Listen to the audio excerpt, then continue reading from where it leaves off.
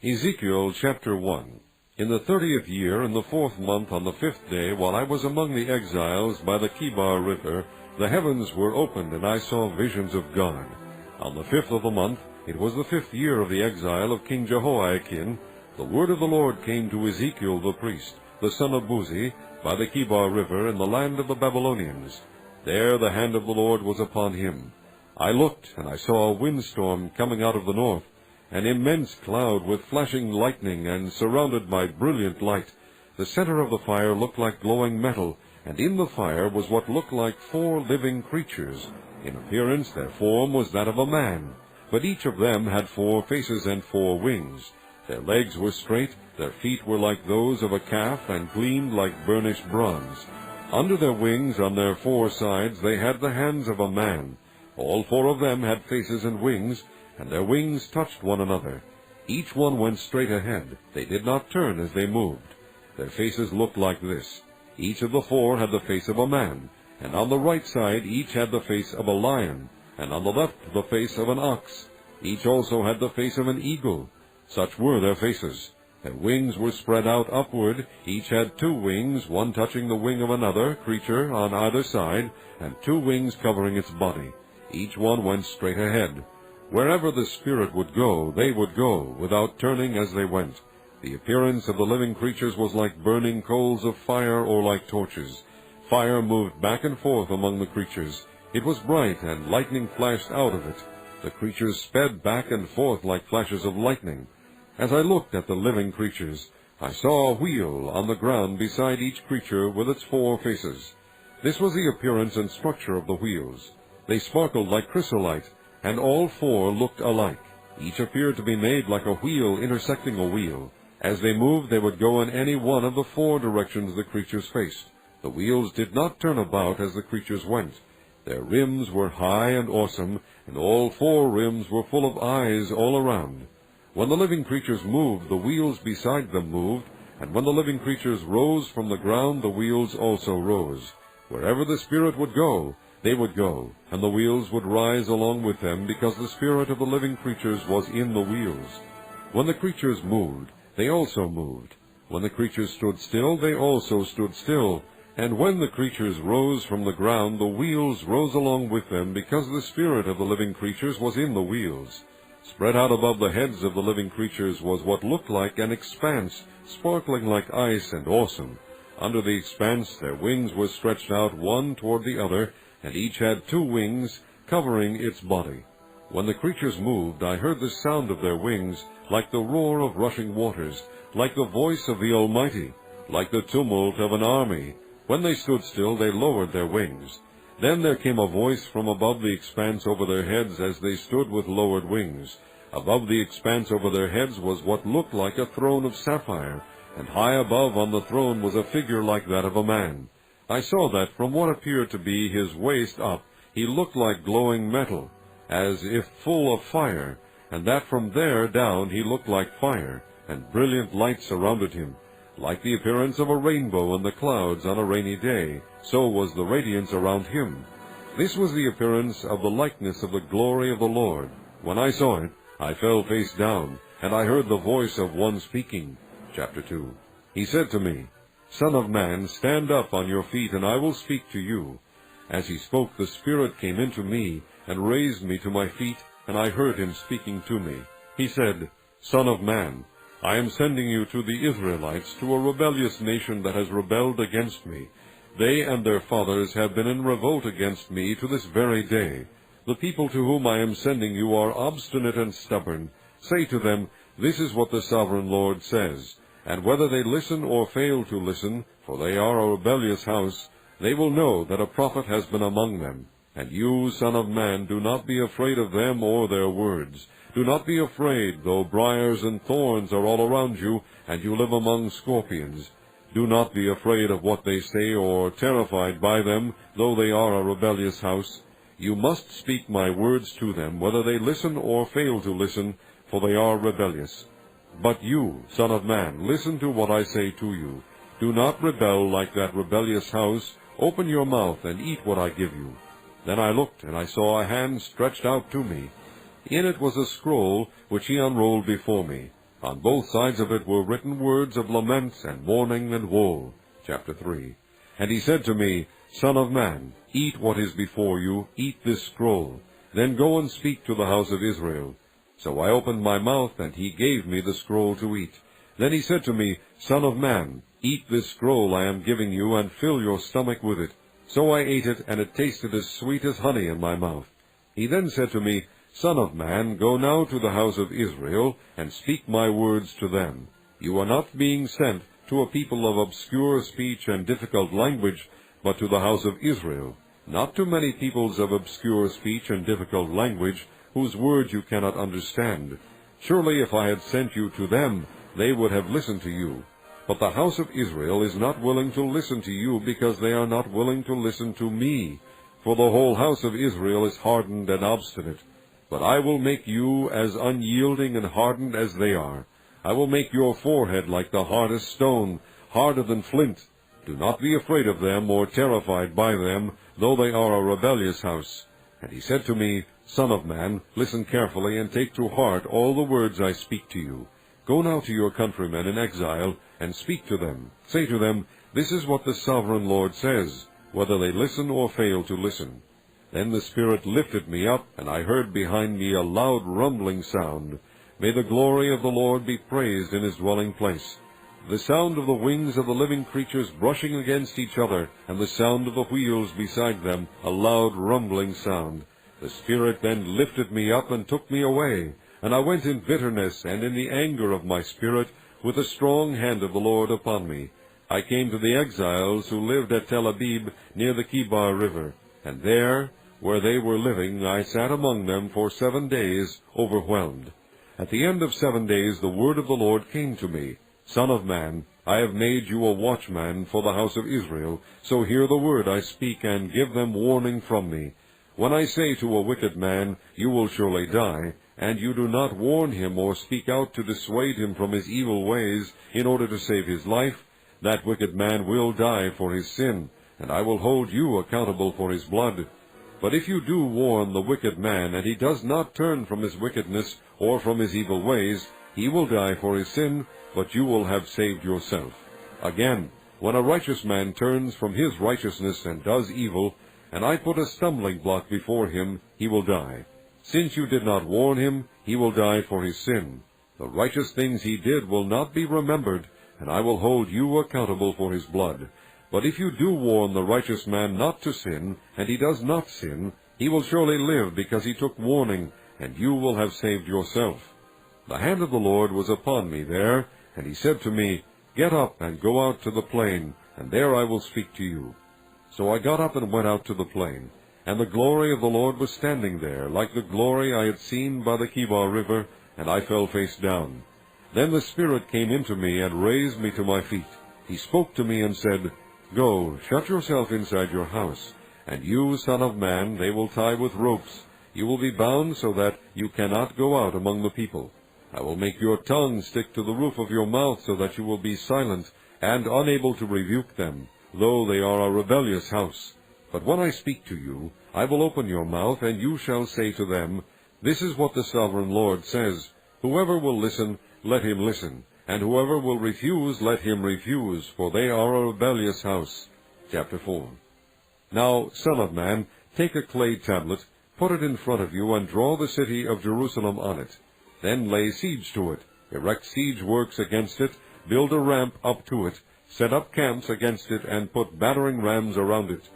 Then take an iron pan, place it as an iron wall between you and the city, and turn your face toward it. It will be under siege, and you shall besiege it. This will be a sign to the house of Israel. Then lie on your left side, and put the sin of the house of Israel upon yourself. You are to bear their sin for the number of days you lie on your side. I have assigned you the same number of days as the years of their sin. So for 390 days you will bear the sin of the house of Israel. After you have finished this, lie down again, this time on your right side, and bear the sin of the house of Judah. I have assigned you 40 days, a day for each year. Turn your face toward the siege of Jerusalem, and with bared arm prophesy against her. I will tie you up with ropes so that you cannot turn from one side to the other until you have finished the days of your siege. Take wheat and barley, beans and lentils, millet and spelt. Put them in a storage jar, and use them to make bread for yourself. You are to eat it during the 390 days you lie on your side. Weigh out 20 shekels of food to eat each day, and eat it at set times. Also measure out a sixth of a hin of water, and drink it at set times. Eat the food as you would a barley cake. Bake it in the sight of the people, using human excrement for fuel. The Lord said, In this way the people of Israel will eat defiled food among the nations where I will drive them. Then I said, Not so, sovereign Lord, I have never defiled myself. From my youth until now I have never eaten anything found dead or torn by wild animals. No unclean meat has ever entered my mouth. Very well, he said, I will let you bake your bread over cow manure instead of human excrement. He then said to me, Son of man, I will cut off the supply of food in Jerusalem. The people will eat rationed food in anxiety and drink rationed water in despair, for food and water will be scarce. They will be appalled at the sight of each other, and will waste away because of their sin. Chapter 5. Now, son of man, take a sharp sword, and use it as a barber's razor to shave your head and your beard. Then take a set of scales and divide up the hair. When the days of your siege come to an end, burn a third of the hair with fire inside the city. Take a third and strike it with a sword all around the city, and scatter a third to the wind, for I will pursue them with drawn sword. But take a few strands of hair and tuck them away in the folds of your garment. Again, take a few of these and throw them into the fire and burn them up. A fire will spread from there to the whole house of Israel. This is what the sovereign Lord says. This is Jerusalem, which I have set in the center of the nations, with countries all around her. Yet in her wickedness she has rebelled against my laws and decrees more than the nations and countries around her. She has rejected my laws and has not followed my decrees. Therefore this is what the sovereign Lord says. You have been more unruly than the nations around you, and have not followed my decrees or kept my laws. You have not even conformed to the standards of the nations around you. Therefore this is what the sovereign Lord says. I myself am against you, Jerusalem, and I will inflict punishment on you in the sight of the nations. Because of all your detestable idols, I will do to you what I have never done before, and will never do again. Therefore in your midst fathers will eat their children, and children will eat their fathers. I will inflict punishment on you, and will scatter all your survivors to the winds. Therefore, as surely as I live, declares the sovereign Lord, because you have defiled my sanctuary with all your vile images and detestable practices, I myself will withdraw my favor. I will not look on you with pity or spare you. A third of your people will die of the plague or perish by famine inside you. A third will fall by the sword outside your walls, and a third I will scatter to the winds and pursue with drawn sword. Then my anger will cease, and my wrath against them will subside, and I will be avenged. And when I have spent my wrath upon them, they will know that I, the Lord, have spoken in my zeal. I will make you a ruin and a reproach among the nations around you, in the sight of all who pass by. You will be a reproach and a taunt, a warning and an object of horror to the nations around you, when I inflict punishment on you in anger and in wrath and with stinging rebuke. I, the Lord, have spoken. When I shoot at you with my deadly and destructive arrows of famine, I will shoot to destroy you. I will bring more and more famine upon you, and cut off your supply of food. I will send famine and wild beasts against you, and they will leave you childless. Plague and bloodshed will sweep through you, and I will bring the sword against you. I, the Lord, have spoken. Chapter 6. The word of the Lord came to me, Son of man, set your face against the mountains of Israel, prophesy against them, and say, O mountains of Israel, hear the word of the sovereign Lord. This is what the sovereign Lord says to the mountains and hills, to the ravines and valleys. I am about to bring a sword against you, and I will destroy your high places. Your altars will be demolished, and your incense altars will be smashed. And I will slay your people in front of your idols. I will lay the dead bodies of the Israelites in front of their idols, and I will scatter your bones around your altars. Wherever you live, the towns will be laid waste, and the high places demolished, so that your altars will be laid waste and devastated, your idols smashed and ruined, your incense altars broken down, and what you have made wiped out. Your people will fall slain among you, and you will know that I am the Lord. But I will spare some, for some of you will escape the sword when you are scattered among the lands and nations.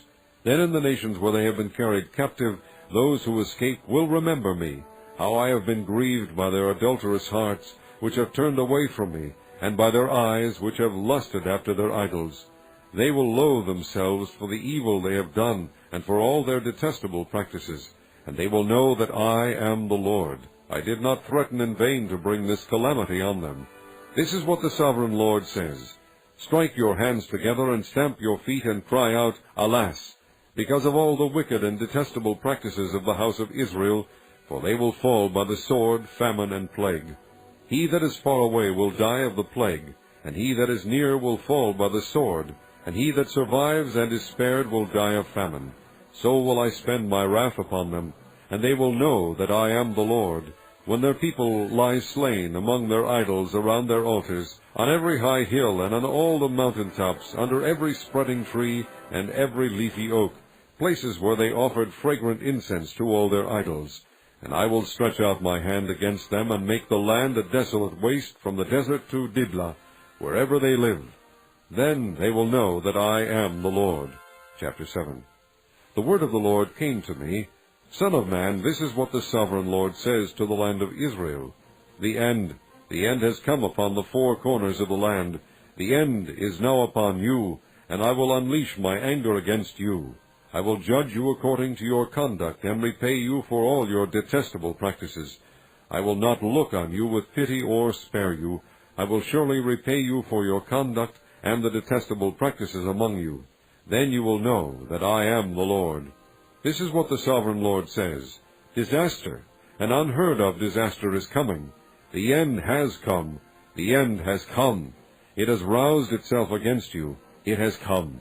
Doom has come upon you, you who dwell in the land. The time has come, the day is near, there is panic, not joy, upon the mountains. I am about to pour out my wrath on you and spend my anger against you. I will judge you according to your conduct and repay you for all your detestable practices. I will not look on you with pity or spare you. I will repay you in accordance with your conduct and the detestable practices among you. Then you will know that it is I, the Lord, who strikes the blow. The day is here. It has come. Doom has burst forth. The rod has budded. Arrogance has blossomed. Violence has grown into a rod to punish wickedness. None of the people will be left, none of that crowd, no wealth, nothing of value. The time has come, the day has arrived. Let not the buyer rejoice, nor the seller grieve, for wrath is upon the whole crowd. The seller will not recover the land he has sold as long as both of them live, for the vision concerning the whole crowd will not be reversed. Because of their sins, not one of them will preserve his life. Though they blow the trumpet and get everything ready, no one will go into battle, for my wrath is upon the whole crowd. Outside is the sword, inside are plague and famine. Those in the country will die by the sword, and those in the city will be devoured by famine and plague. All who survive and escape will be in the mountains, moaning like doves of the valleys, each because of his sins. Every hand will go limp, and every knee will become as weak as water. They will put on sackcloth and be clothed with terror. Their faces will be covered with shame, and their heads will be shaved. They will throw their silver into the streets, and their gold will be an unclean thing. Their silver and gold will not be able to save them in the day of the Lord's wrath. They will not satisfy their hunger, or fill their stomachs with it, for it has made them stumble into sin. They were proud of their beautiful jewelry, and used it to make their detestable idols and vile images. Therefore I will turn these into an unclean thing for them. I will hand it all over as plunder to foreigners, and as loot to the wicked of the earth, and they will defile it. I will turn my face away from them, and they will desecrate my treasured place. Robbers will enter it and desecrate it. Prepare chains, because the land is full of bloodshed, and the city is full of violence. I will bring the most wicked of the nations to take possession of their houses. I will put an end to the pride of the mighty, and their sanctuaries will be desecrated. When terror comes, they will seek peace, but there will be none. Calamity upon calamity will come, and rumor upon rumor. They will try to get a vision from the prophet. The teaching of the law by the priest will be lost, as will the counsel of the elders. The king will mourn, the prince will be clothed with despair, and the hands of the people of the land will tremble. I will deal with them according to their conduct, and by their own standards I will judge them. Then they will know that I am the Lord. Chapter 8. In the 6th year, in the 6th month, on the 5th day, while I was sitting in my house, and the elders of Judah were sitting before me, the hand of the sovereign Lord came upon me there. I looked, and I saw a figure like that of a man. From what appeared to be his waist down he was like fire, and from there up his appearance was as bright as glowing metal. He stretched out what looked like a hand, and took me by the hair of my head. The Spirit lifted me up between earth and heaven, and in visions of God he took me to Jerusalem, to the entrance to the north gate of the inner court, where the idol that provokes to jealousy stood. And there before me was the glory of the God of Israel, as in the vision I had seen in the plain. Then he said to me, Son of man, look toward the north. So I looked, and in the entrance north of the gate of the altar I saw this idol of jealousy. And he said to me, Son of man, do you see what they are doing? The utterly detestable things the house of Israel is doing here, things that will drive me far from my sanctuary. But you will see things that are even more detestable. Then he brought me to the entrance to the court. I looked, and I saw a hole in the wall. He said to me, Son of man, now dig into the wall. So I dug into the wall and saw a doorway there. And he said to me, Go in and see the wicked and detestable things they are doing here. So I went in and looked, and I saw portrayed all over the walls all kinds of crawling things and detestable animals, and all the idols of the house of Israel. In front of them stood 70 elders of the house of Israel, and Jaazaniah, son of Shaphan, was standing among them. Each had a censer in his hand, and a fragrant cloud of incense was rising. He said to me, Son of man, have you seen what the elders of the house of Israel are doing in the darkness, each at the shrine of his own idol? They say, The Lord does not see us, the Lord has forsaken the land. Again he said, You will see them doing things that are even more detestable. Then he brought me to the entrance to the north gate of the house of the Lord, and I saw women sitting there, mourning for Tammuz. He said to me, Do you see this, Son of man? You will see things that are even more detestable than this. He then brought me into the inner court of the house of the Lord, and there at the entrance to the temple, between the portico and the altar, were about 25 men. With their backs toward the temple of the Lord, and their faces toward the east, they were bowing down to the sun in the east. He said to me, Have you seen this, Son of man? Is it a trivial matter for the house of Judah to do the detestable things they are doing here? Must they also fill the land with violence and continually provoke me to anger? Look at them putting the branch to their nose. Therefore I will deal with them in anger. I will not look on them with pity or spare them. Although they shout in my ears, I will not listen to them. Chapter 9. Then I heard him call out in a loud voice, Bring the guards of the city here, each with a weapon in his hand. And I saw 6 men coming from the direction of the upper gate, which faces north, each with a deadly weapon in his hand. With them was a man clothed in linen, who had a writing kit at his side. They came in and stood beside the bronze altar. Now the glory of the God of Israel went up from above the cherubim, where it had been, and moved to the threshold of the temple. Then the Lord called to the man clothed in linen, who had the writing kit at his side, and said to him, Go throughout the city of Jerusalem, and put a mark on the foreheads of those who grieve and lament over all the detestable things that are done in it. As I listened, he said to the others, Follow him through the city, and kill, without showing pity or compassion. Slaughter old men, young men, and maidens, women and children, but do not touch anyone who has the mark. Begin at my sanctuary. So they began with the elders who were in front of the temple. Then he said to them, Defile the temple and fill the courts with the slain. Go. So they went out and began killing throughout the city. While they were killing, and I was left alone, I fell face down, crying out, Ah, sovereign Lord, are you going to destroy the entire remnant of Israel in this outpouring of your wrath on Jerusalem? He answered me, The sin of the house of Israel and Judah is exceedingly great. The land is full of bloodshed, and the city is full of injustice.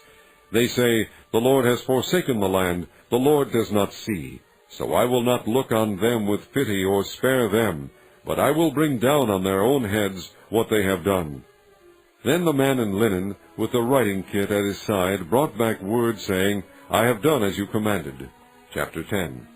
I looked, and I saw the likeness of a throne of sapphire above the expanse that was over the heads of the cherubim. The Lord said to the man clothed in linen, Go in among the wheels beneath the cherubim. Fill your hands with burning coals from among the cherubim, and scatter them over the city. And as I watched, he went in. Now the cherubim were standing on the south side of the temple when the man went in, and a cloud filled the inner court. Then the glory of the Lord rose from above the cherubim, and moved to the threshold of the temple. The cloud filled the temple, and the court was full of the radiance of the glory of the Lord. The sound of the wings of the cherubim could be heard as far away as the outer court, like the voice of God Almighty when he speaks. When the Lord commanded the man in linen, Take fire from among the wheels, from among the cherubim, the man went in and stood beside a wheel. Then one of the cherubim reached out his hand to the fire that was among them. He took up some of it, and put it into the hands of the man in linen, who took it and went out. Under the wings of the cherubim could be seen what looked like the hands of a man. I looked, and I saw beside the cherubim 4 wheels, one beside each of the cherubim. The wheels sparkled like chrysolite. As for their appearance, the 4 of them looked alike. Each was like a wheel intersecting a wheel. As they moved, they would go in any one of the 4 directions the cherubim faced. The wheels did not turn about as the cherubim went. The cherubim went in whatever direction the head faced, without turning as they went. Their entire bodies, including their backs, their hands, and their wings, were completely full of eyes, as were their 4 wheels. I heard the wheels being called the whirling wheels. Each of the cherubim had 4 faces. One face was that of a cherub, the second the face of a man, the third the face of a lion, and the fourth the face of an eagle. Then the cherubim rose upward. These were the living creatures I had seen by the Kibar River.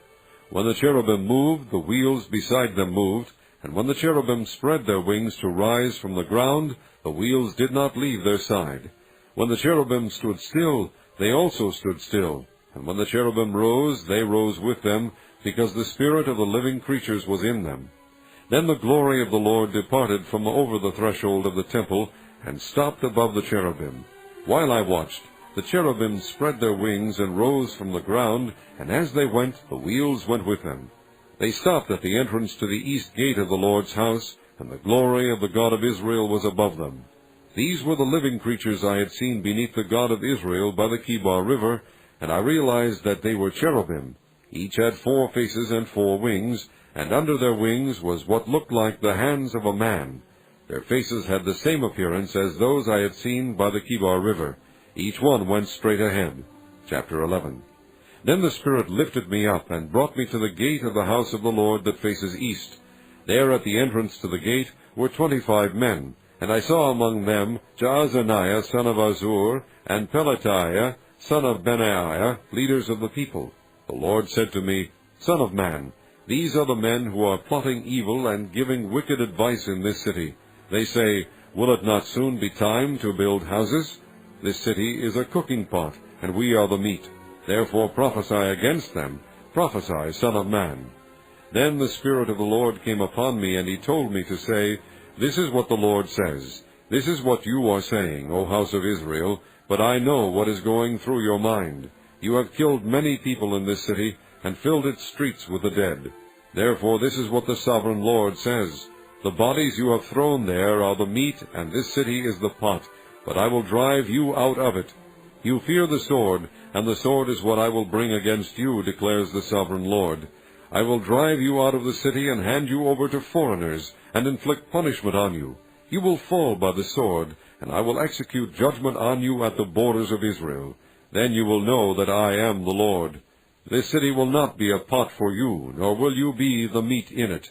I will execute judgment on you at the borders of Israel, and you will know that I am the Lord, for you have not followed my decrees or kept my laws, but have conformed to the standards of the nations around you. Now as I was prophesying, Pelatiah son of Benaiah died. Then I fell face down and cried out in a loud voice, Ah, sovereign Lord, will you completely destroy the remnant of Israel? The word of the Lord came to me, Son of man, your brothers who are your blood relatives, and the whole house of Israel, are those of whom the people of Jerusalem have said, They are far away from the Lord. This land was given to us as our possession. Therefore say, This is what the sovereign Lord says, Although I sent them far away among the nations, and scattered them among the countries, yet for a little while I have been a sanctuary for them in the countries where they have gone. Therefore say, This is what the sovereign Lord says, I will gather you from the nations, and bring you back from the countries where you have been scattered, and I will give you back the land of Israel again. They will return to it, and remove all its vile images and detestable idols. I will give them an undivided heart, and put a new spirit in them. I will remove from them their heart of stone, and give them a heart of flesh. Then they will follow my decrees, and be careful to keep my laws. They will be my people, and I will be their God. But as for those whose hearts are devoted to their vile images and detestable idols, I will bring down on their own heads what they have done, declares the sovereign Lord. Then the cherubim, with the wheels beside them, spread their wings, and the glory of the God of Israel was above them. The glory of the Lord went up from within the city, and stopped above the mountain east of it. The Spirit lifted me up, and brought me to the exiles in Babylonia, in the vision given by the Spirit of God. Then the vision I had seen went up from me, and I told the exiles everything the Lord had shown me.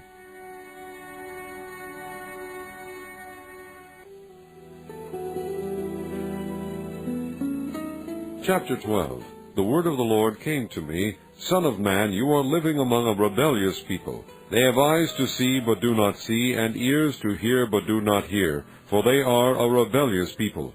Therefore, Son of man, pack your belongings for exile, and in the daytime, as they watch, set out and go from where you are to another place. Perhaps they will understand, though they are a rebellious house. During the daytime, while they watch, bring out your belongings packed for exile. Then in the evening, while they are watching, go out like those who go into exile. While they watch, dig through the wall, and take your belongings out through it. Put them on your shoulder as they are watching, and carry them out at dusk. Cover your face so that you cannot see the land, for I have made you a sign to the house of Israel. So I did as I was commanded. During the day I brought out my things packed for exile. Then in the evening I dug through the wall with my hands. I took my belongings out at dusk, carrying them on my shoulders while they watched. In the morning the word of the Lord came to me, Son of man, did not that rebellious house of Israel ask you, What are you doing? Say to them, This is what the sovereign Lord says. This oracle concerns the prince in Jerusalem and the whole house of Israel who are there. Say to them, I am a sign to you. As I have done, so it will be done to them. They will go into exile as captives. The prince among them will put his things on his shoulder at dusk and leave, and a hole will be dug in the wall for him to go through. He will cover his face so that he cannot see the land. I will spread my net for him, and he will be caught in my snare. I will bring him to Babylonia, the land of the Chaldeans, but he will not see it, and there he will die. I will scatter to the winds all those around him, his staff and all his troops, and I will pursue them with drawn sword. They will know that I am the Lord when I disperse them among the nations and scatter them through the countries. But I will spare a few of them from the sword, famine, and plague, so that in the nations where they go they may acknowledge all their detestable practices. Then they will know that I am the Lord. The word of the Lord came to me, Son of man, tremble as you eat your food, and shudder in fear as you drink your water. Say to the people of the land, This is what the sovereign Lord says about those living in Jerusalem and in the land of Israel. They will eat their food in anxiety and drink their water in despair, for their land will be stripped of everything in it because of the violence of all who live there. The inhabited towns will be laid waste, and the land will be desolate. Then you will know that I am the Lord. The word of the Lord came to me, Son of man, what is this proverb you have in the land of Israel? The days go by, and every vision comes to nothing. Say to them, This is what the sovereign Lord says. I am going to put an end to this proverb, and they will no longer quote it in Israel. Say to them, The days are near when every vision will be fulfilled, for there will be no more false visions or flattering divinations among the people of Israel. But I, the Lord, will speak what I will, and it shall be fulfilled without delay. For in your days, you rebellious house, I will fulfill whatever I say, declares the sovereign Lord. The word of the Lord came to me, Son of man, the house of Israel is saying, The vision he sees is for many years from now, and he prophesies about the distant future. Therefore say to them, This is what the Sovereign Lord says, None of my words will be delayed any longer. Whatever I say will be fulfilled, declares the Sovereign Lord. Chapter 13. The word of the Lord came to me, Son of man, prophesy against the prophets of Israel who are now prophesying. Say to those who prophesy out of their own imagination, Hear the word of the Lord. This is what the Sovereign Lord says. Woe to the foolish prophets who follow their own spirit and have seen nothing. Your prophets, O Israel, are like jackals among ruins. You have not gone up to the breaks in the wall to repair it for the house of Israel, so that it will stand firm in the battle on the day of the Lord. Their visions are false, and their divinations a lie. They say, The Lord declares, when the Lord has not sent them, yet they expect their words to be fulfilled. Have you not seen false visions and uttered lying divinations, when you say, The Lord declares, though I have not spoken? Therefore this is what the Sovereign Lord says, Because of your false words and lying visions, I am against you, declares the Sovereign Lord. My hand will be against the prophets who see false visions and utter lying divinations. They will not belong to the council of my people, or be listed in the records of the house of Israel, nor will they enter the land of Israel. Then you will know that I am the Sovereign Lord. Because they lead my people astray, saying, Peace, when there is no peace, and because when a flimsy wall is built, they cover it with whitewash, therefore tell those who cover it with whitewash that it is going to fall. Rain will come in torrents, and I will send hailstones hurtling down, and violent winds will burst forth. When the wall collapses, will people not ask you, Where is the whitewash you covered it with? Therefore this is what the Sovereign Lord says, In my wrath I will unleash a violent wind, and in my anger hailstones and torrents of rain will fall with destructive fury. I will tear down the wall you have covered with whitewash, and will level it to the ground so that its foundation will be laid bare. When it falls, you will be destroyed in it, and you will know that I am the Lord. So I will spend my wrath against the wall and against those who covered it with whitewash. I will say to you, The wall is gone, and so are those who whitewashed it, those prophets of Israel who prophesied to Jerusalem, and saw visions of peace for her when there was no peace, declares the Sovereign Lord. Now, Son of man, set your face against the daughters of your people who prophesy out of their own imagination. Prophesy against them, and say, This is what the Sovereign Lord says. Woe to the women who sew magic charms on all their wrists, and make veils of various lengths for their heads in order to ensnare people. Will you ensnare the lives of my people, but preserve your own? You have profaned me among my people for a few handfuls of barley and scraps of bread. By lying to my people who listen to lies, you have killed those who should not have died, and have spared those who should not live. Therefore this is what the Sovereign Lord says, I am against your magic charms with which you ensnare people like birds, and I will tear them from your arms. I will set free the people that you ensnare like birds. I will tear off your veils and save my people from your hands, and they will no longer fall prey to your power. Then you will know that I am the Lord, because you disheartened the righteous with your lies, when I had brought them no grief, and because you encouraged the wicked not to turn from their evil ways, and so save their lives. Therefore you will no longer see false visions or practice divination. I will save my people from your hands, and then you will know that I am the Lord. Chapter 14. Some of the elders of Israel came to me and sat down in front of me. Then the word of the Lord came to me, Son of man, these men have set up idols in their hearts and put wicked stumbling blocks before their faces. Should I let them inquire of me at all? Therefore speak to them and tell them, This is what the Sovereign Lord says. When any Israelite sets up idols in his heart and puts a wicked stumbling block before his face, and then goes to a prophet, I, the Lord, will answer him myself in keeping with his great idolatry. I will do this to recapture the hearts of the people of Israel, who have all deserted me for their idols. Therefore say to the house of Israel, This is what the Sovereign Lord says. Repent, turn from your idols, and renounce all your detestable practices. When any Israelite or any alien living in Israel separates himself from me, and sets up idols in his heart, and puts a wicked stumbling block before his face, and then goes to a prophet to inquire of me, I, the Lord, will answer him myself. I will set my face against that man, and make him an example and a byword. I will cut him off from my people. Then you will know that I am the Lord. And if the prophet is enticed to utter a prophecy, I, the Lord, have enticed that prophet, and I will stretch out my hand against him, and destroy him from among my people Israel. They will bear their guilt. The prophet will be as guilty as the one who consults him. Then the people of Israel will no longer stray from me, nor will they defile themselves any more with all their sins. They will be my people, and I will be their God, declares the sovereign Lord. The word of the Lord came to me, Son of man, if a country sins against me by being unfaithful, and I stretch out my hand against it to cut off its food supply, and send famine upon it, and kill its men and their animals, even if these 3 men, Noah, Daniel, and Job, were in it, they could save only themselves by their righteousness, declares the sovereign Lord. Or if I send wild beasts through that country, and they leave it childless, and it becomes desolate so that no one can pass through it because of the beasts, as surely as I live, declares the sovereign Lord, even if these 3 men were in it, they could not save their own sons or daughters. They alone would be saved, but the land would be desolate.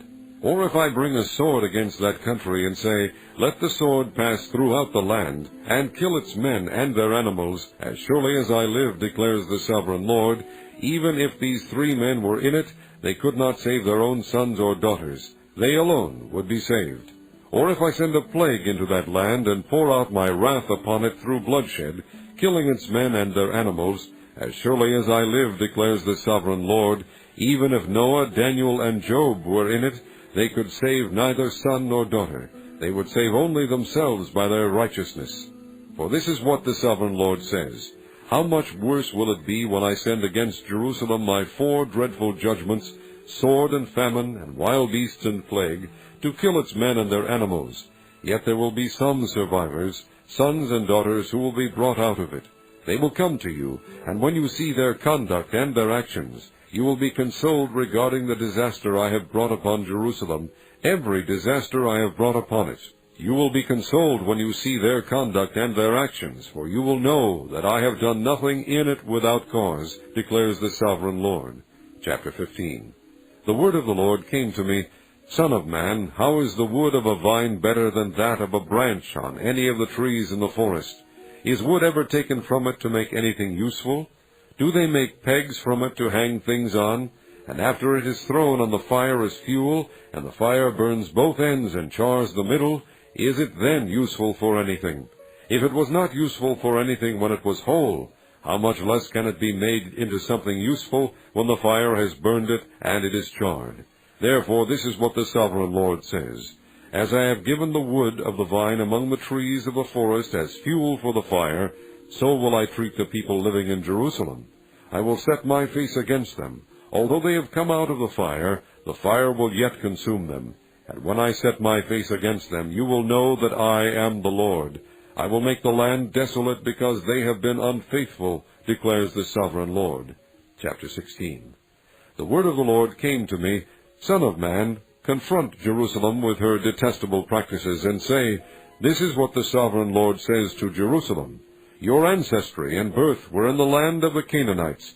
Your father was an Amorite, and your mother a Hittite. On the day you were born your cord was not cut, nor were you washed with water to make you clean, nor were you rubbed with salt or wrapped in cloths. No one looked on you with pity or had compassion enough to do any of these things for you. Rather, you were thrown out into the open field, for on the day you were born you were despised. Then I passed by and saw you kicking about in your blood, and as you lay there in your blood I said to you, Live. I made you grow like a plant of the field. You grew up and developed and became the most beautiful of jewels. Your breasts were formed and your hair grew, you who were naked and bare. Later I passed by, and when I looked at you and saw that you were old enough for love, I spread the corner of my garment over you and covered your nakedness.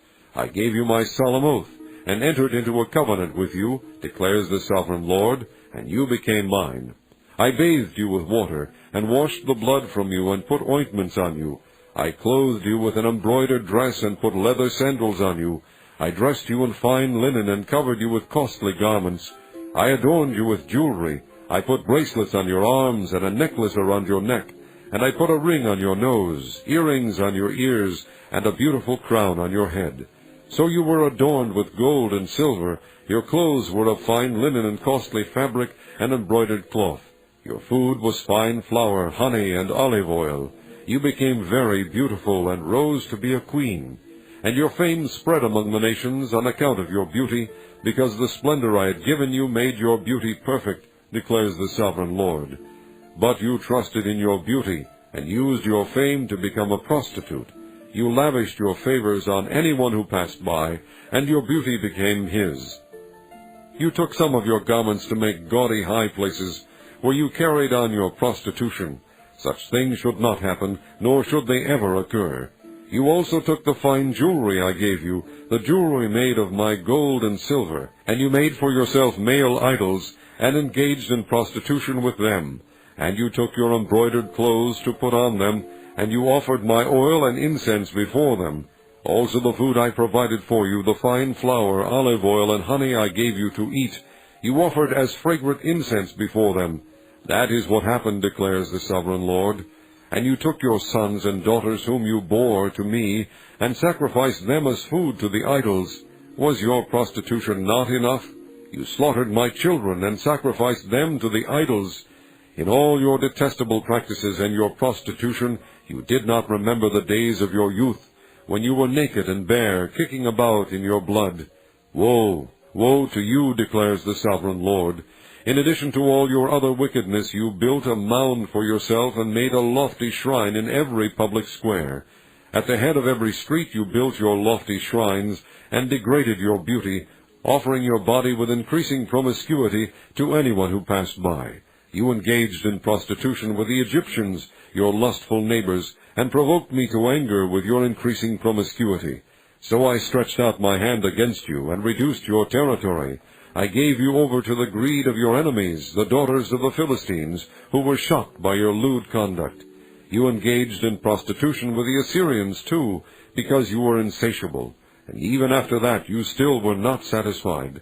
Then you increased your promiscuity to include Babylonia, a land of merchants. But even with this you were not satisfied. How weak-willed you are, declares the sovereign Lord, when you do all these things, acting like a brazen prostitute. When you built your mounds at the head of every street and made your lofty shrines in every public square, you were unlike a prostitute, because you scorned payment. You adulterous wife, you prefer strangers to your own husband. Every prostitute receives a fee, but you give gifts to all your lovers, bribing them to come to you from everywhere for your illicit favors.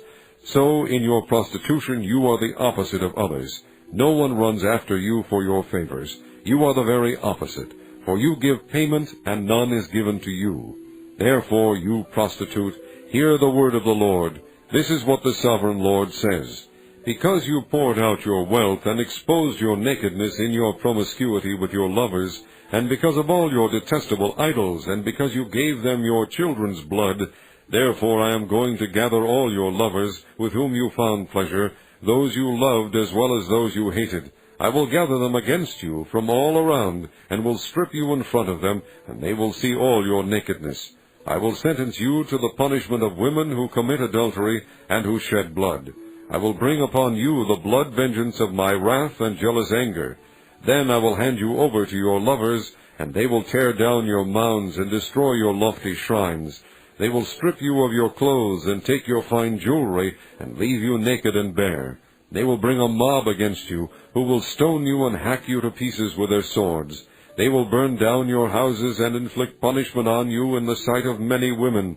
I will put a stop to your prostitution, and you will no longer pay your lovers. Then my wrath against you will subside, and my jealous anger will turn away from you. I will be calm, and no longer angry. Because you did not remember the days of your youth, but enraged me with all these things, I will surely bring down on your head what you have done, declares the sovereign Lord. Did you not add lewdness to all your other detestable practices? Everyone who quotes Proverbs will quote this proverb about you: like mother, like daughter. You are a true daughter of your mother, who despised her husband and her children, and you are a true sister of your sisters, who despised their husbands and their children. Your mother was a Hittite, and your father an Amorite. Your older sister was Samaria, who lived to the north of you with her daughters. And your younger sister, who lived to the south of you with her daughters, was Sodom.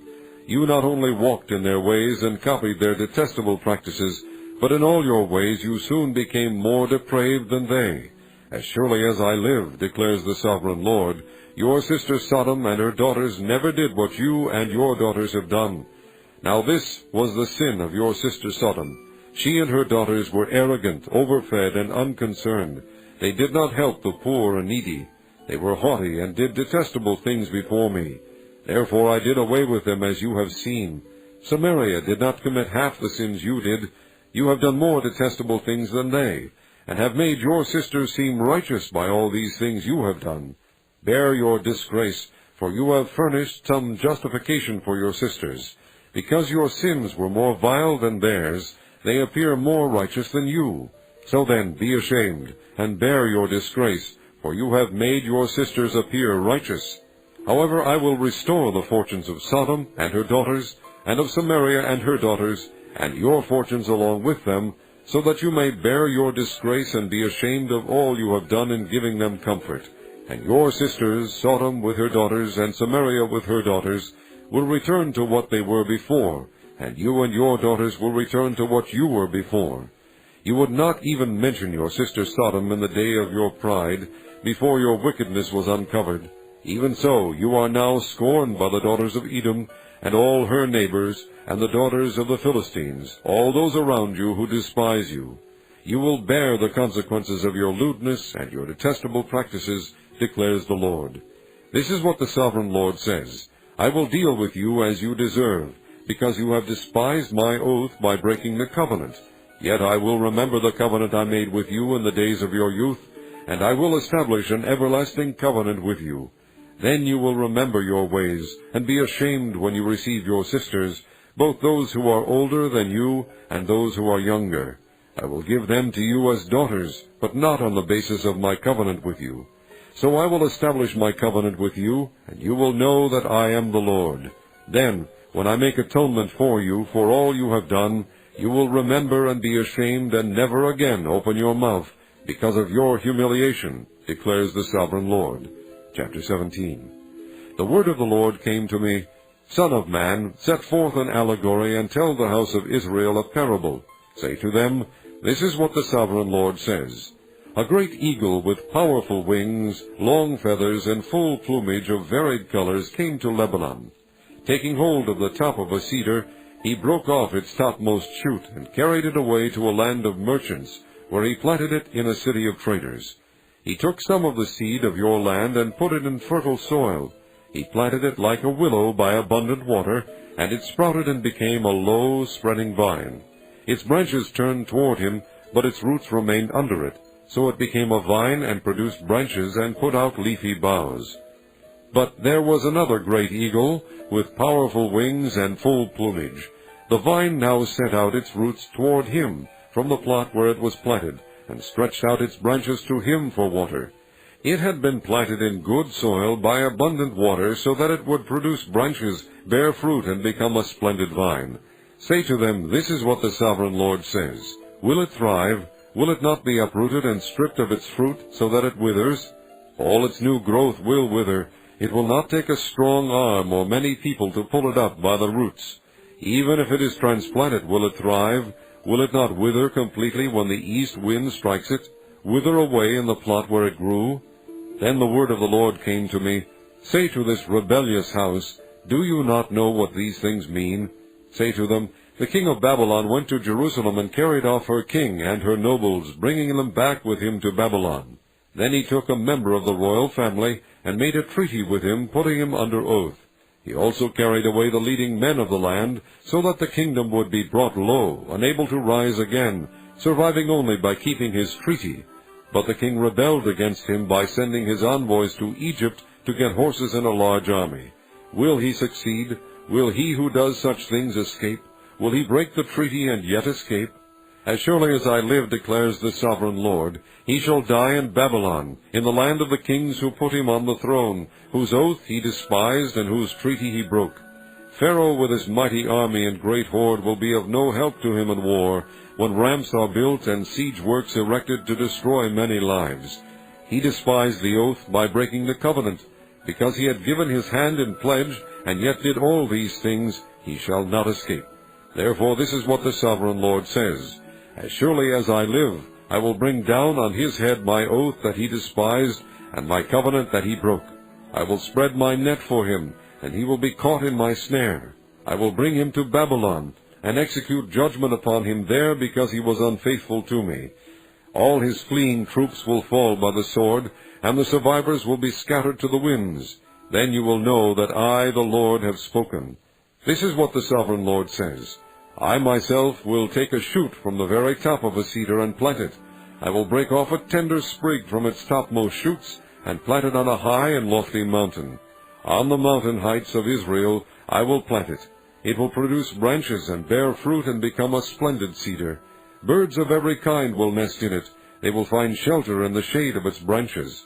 All the trees of the field will know that I, the Lord, bring down the tall tree and make the low tree grow tall. I dry up the green tree and make the dry tree flourish. I, the Lord, have spoken, and I will do it. Chapter 18.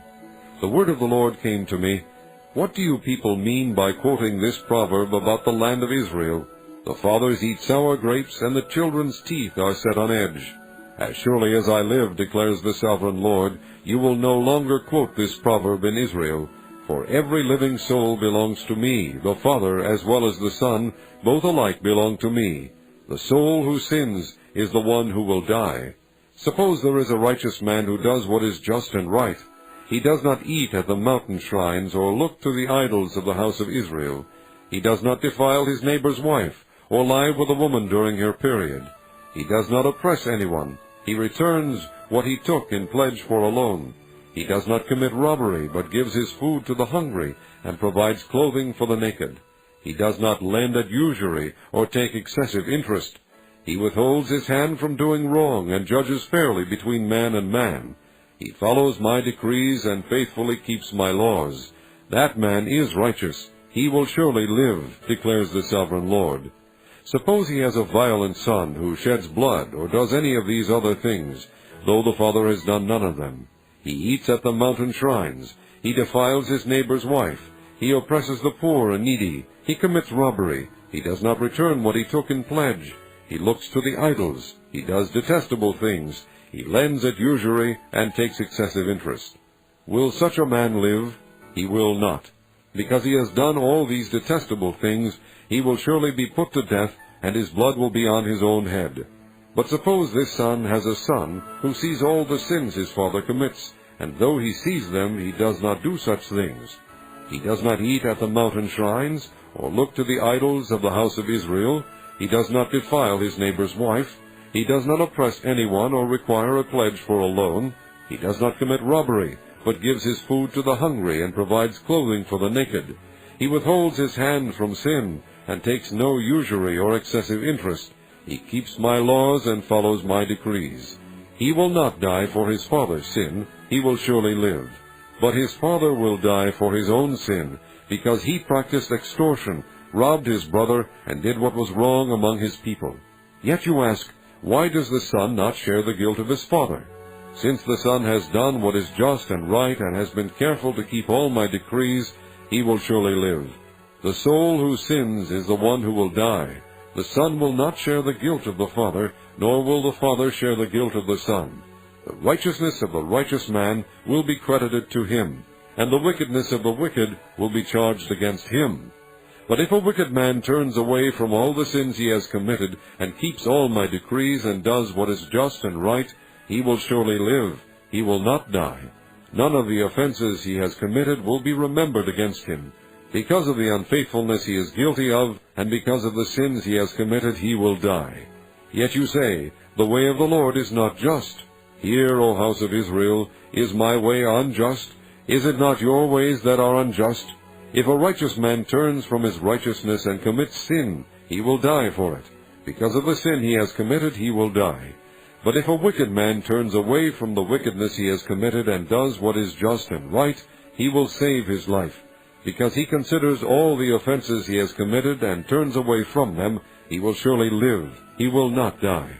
Yet the house of Israel says, The way of the Lord is not just. Are my ways unjust, O house of Israel? Is it not your ways that are unjust? Therefore, O house of Israel, I will judge you, each one according to his ways, declares the sovereign Lord. Repent, turn away from all your offenses, then sin will not be your downfall. Rid yourselves of all the offenses you have committed, and get a new heart and a new spirit. Why will you die, O house of Israel? For I take no pleasure in the death of anyone, declares the sovereign Lord. Repent and live. Chapter 19. Take up a lament concerning the princes of Israel, and say, What a lioness was your mother among the lions! She lay down among the young lions and reared her cubs. She brought up one of her cubs, and he became a strong lion. He learned to tear the prey, and he devoured men. The nations heard about him, and he was trapped in their pit. They led him with hooks to the land of Egypt. When she saw her hope unfulfilled, her expectation gone, she took another of her cubs, and made him a strong lion. He prowled among the lions, for he was now a strong lion. He learned to tear the prey, and he devoured men. He broke down their strongholds and devastated their towns. The land and all who were in it were terrified by his roaring. Then the nations came against him, those from regions round about. They spread their net for him, and he was trapped in their pit. With hooks they pulled him into a cage and brought him to the king of Babylon. They put him in prison, so his roar was heard no longer on the mountains of Israel. Your mother was like a vine in your vineyard, planted by the water. It was fruitful and full of branches because of abundant water. Its branches were strong, fit for a ruler's scepter. It towered high above the thick foliage, conspicuous for its height and for its many branches. But it was uprooted in fury and thrown to the ground. The east wind made it shrivel. It was stripped of its fruit. Its strong branches withered, and fire consumed them. Now it is planted in the desert, in a dry and thirsty land. Fire spread from one of its main branches and consumed its fruit. No strong branch is left on it fit for a ruler's scepter. This is a lament, and is to be used as a lament. Chapter 20. In the 7th year, in the 5th month of the 10th day, some of the elders of Israel came to inquire of the Lord, and they sat down in front of me. Then the word of the Lord came to me, Son of man, speak to the elders of Israel, and say to them, This is what the sovereign Lord says. Have you come to inquire of me? As surely as I live, I will not let you inquire of me, declares the sovereign Lord. Will you judge them? Will you judge them, son of man? Then confront them with the detestable practices of their fathers, and say to them, This is what the sovereign Lord says. On the day I chose Israel, I swore with uplifted hand to the descendants of the house of Jacob, and revealed myself to them in Egypt. With uplifted hand I said to them, I am the Lord your God. On that day I swore to them that I would bring them out of Egypt into a land I had searched out for them, a land flowing with milk and honey, the most beautiful of all lands. And I said to them, Each of you, get rid of the vile images you have set your eyes on, and do not defile yourselves with the idols of Egypt. I am the Lord your God. But they rebelled against me, and would not listen to me. They did not get rid of the vile images they had set their eyes on, nor did they forsake the idols of Egypt. So I said I would pour out my wrath on them, and spend my anger against them in Egypt. But for the sake of my name I did what would keep it from being profaned in the eyes of the nations they lived among, and in whose sight I had revealed myself to the Israelites, by bringing them out of Egypt. Therefore I led them out of Egypt, and brought them into the desert. I gave them my decrees, and made known to them my laws, for the man who obeys them will live by them. Also I gave them my Sabbaths as a sign between us, so they would know that I, the Lord, made them holy. Yet the people of Israel rebelled against me in the desert. They did not follow my decrees, but rejected my laws, although the man who obeys them will live by them, and they utterly desecrated my Sabbaths. So I said I would pour out my wrath on them, and destroy them in the desert.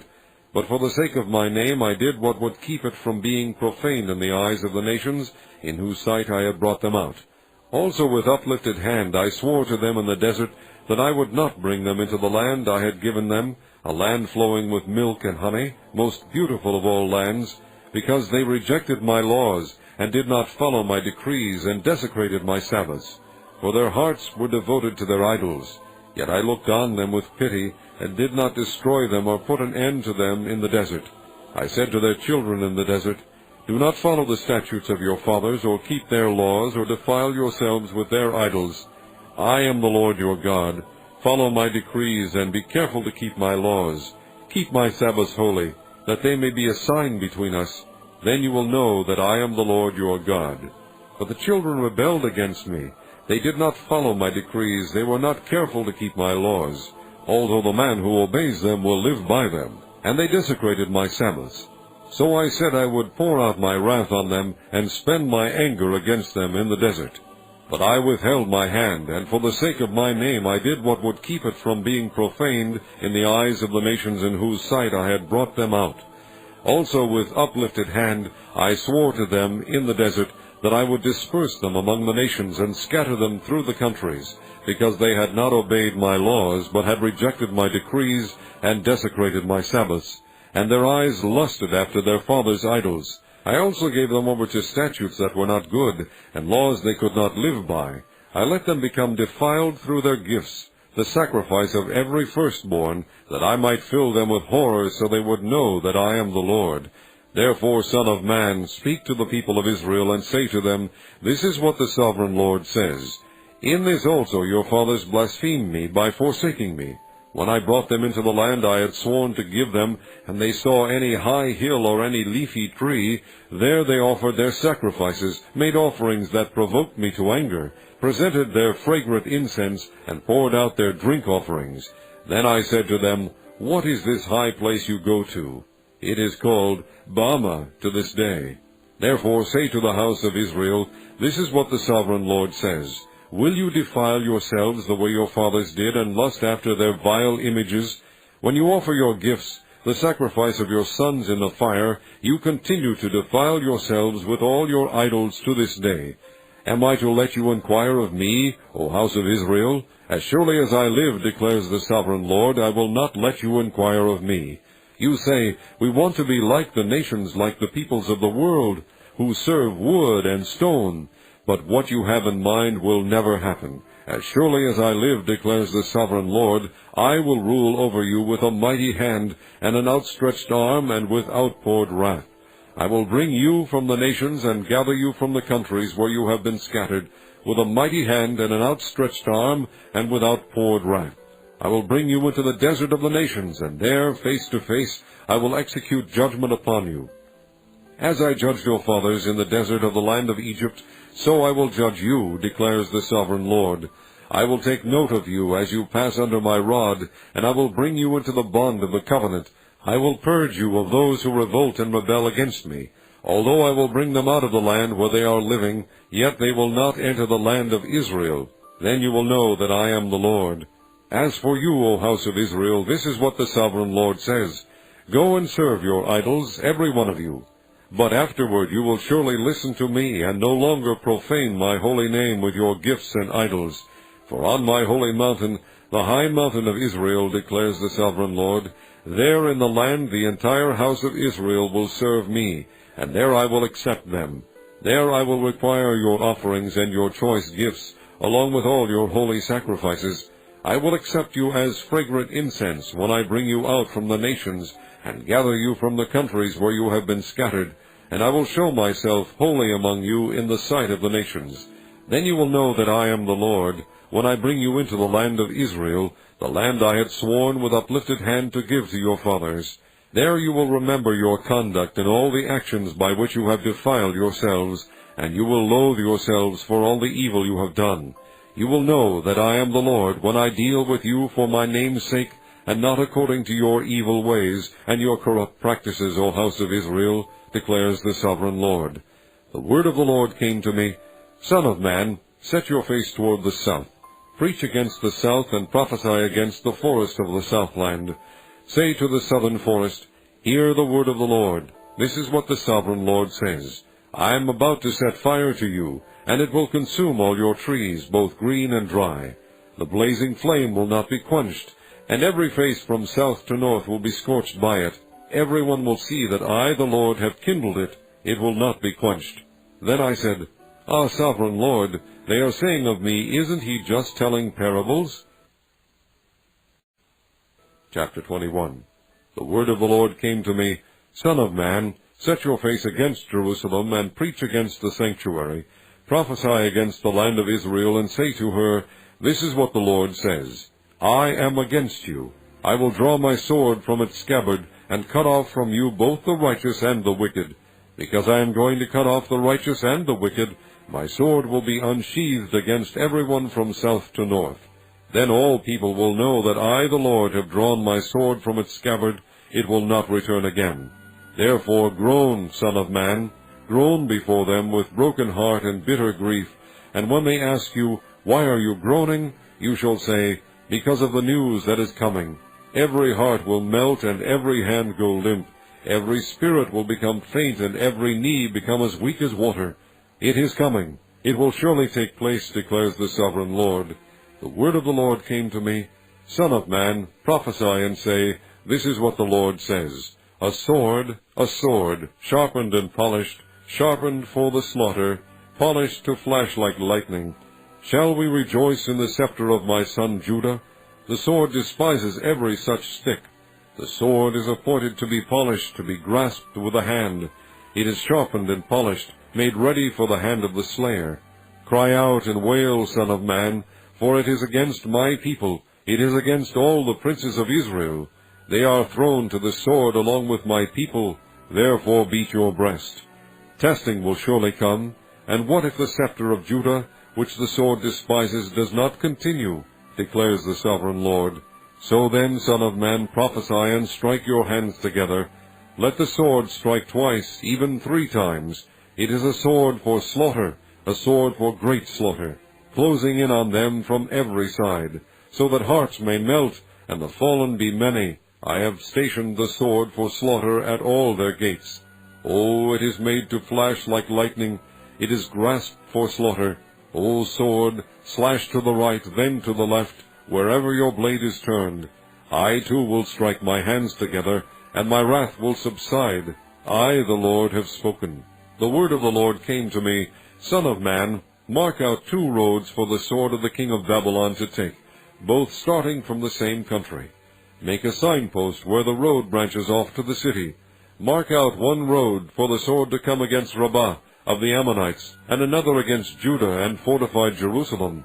For the king of Babylon will stop at the fork in the road, at the junction of the 2 roads, to seek an omen. He will cast lots with arrows. He will consult his idols. He will examine the liver. Into his right hand will come the lot for Jerusalem, where he is to set up battering rams, to give the command to slaughter, to sound the battle cry, to set battering rams against the gates, to build a ramp, and to erect siege works. It will seem like a false omen to those who have sworn allegiance to him, but he will remind them of their guilt and take them captive. Therefore this is what the sovereign Lord says, Because you people have brought to mind your guilt by your open rebellion, revealing your sins in all that you do, because you have done this, you will be taken captive. O profane and wicked prince of Israel, whose day has come, whose time of punishment has reached its climax, this is what the sovereign Lord says. Take off the turban, remove the crown.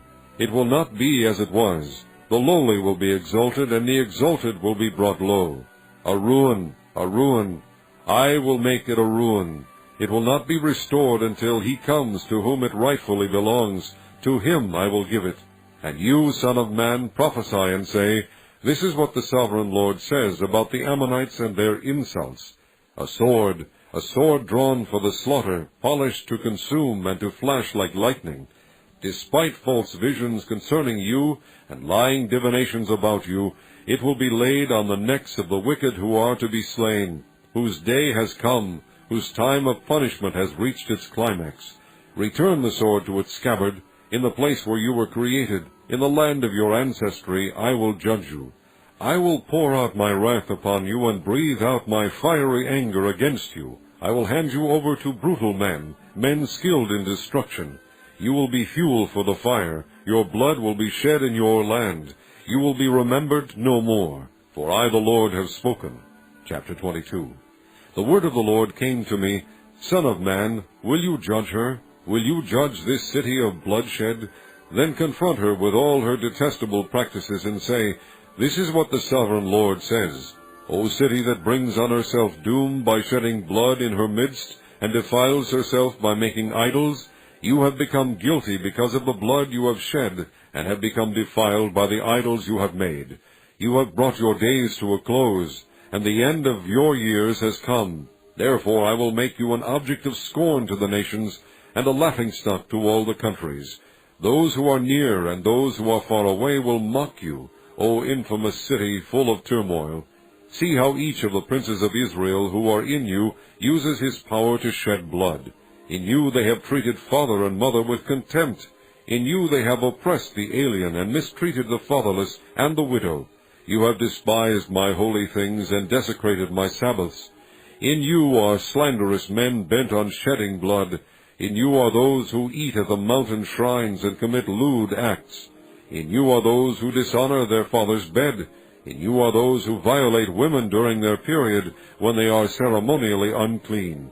In you one man commits a detestable offense with his neighbor's wife, another shamefully defiles his daughter-in-law, and another violates his sister, his own father's daughter. In you men accept bribes to shed blood. You take usury and excessive interest, and make unjust gain from your neighbors by extortion. And you have forgotten me, declares the sovereign Lord. I will surely strike my hands together at the unjust gain you have made, and at the blood you have shed in your midst. Will your courage endure, and your hands be strong in the day I deal with you? I, the Lord, have spoken, and I will do it. I will disperse you among the nations, and scatter you through the countries. I will put an end to your uncleanness. When you have been defiled in the eyes of the nations, you will know that I am the Lord. Then the word of the Lord came to me, Son of man, the house of Israel has become dross to me. All of them are the copper, tin, iron, and lead left inside a furnace. They are but the dross of silver.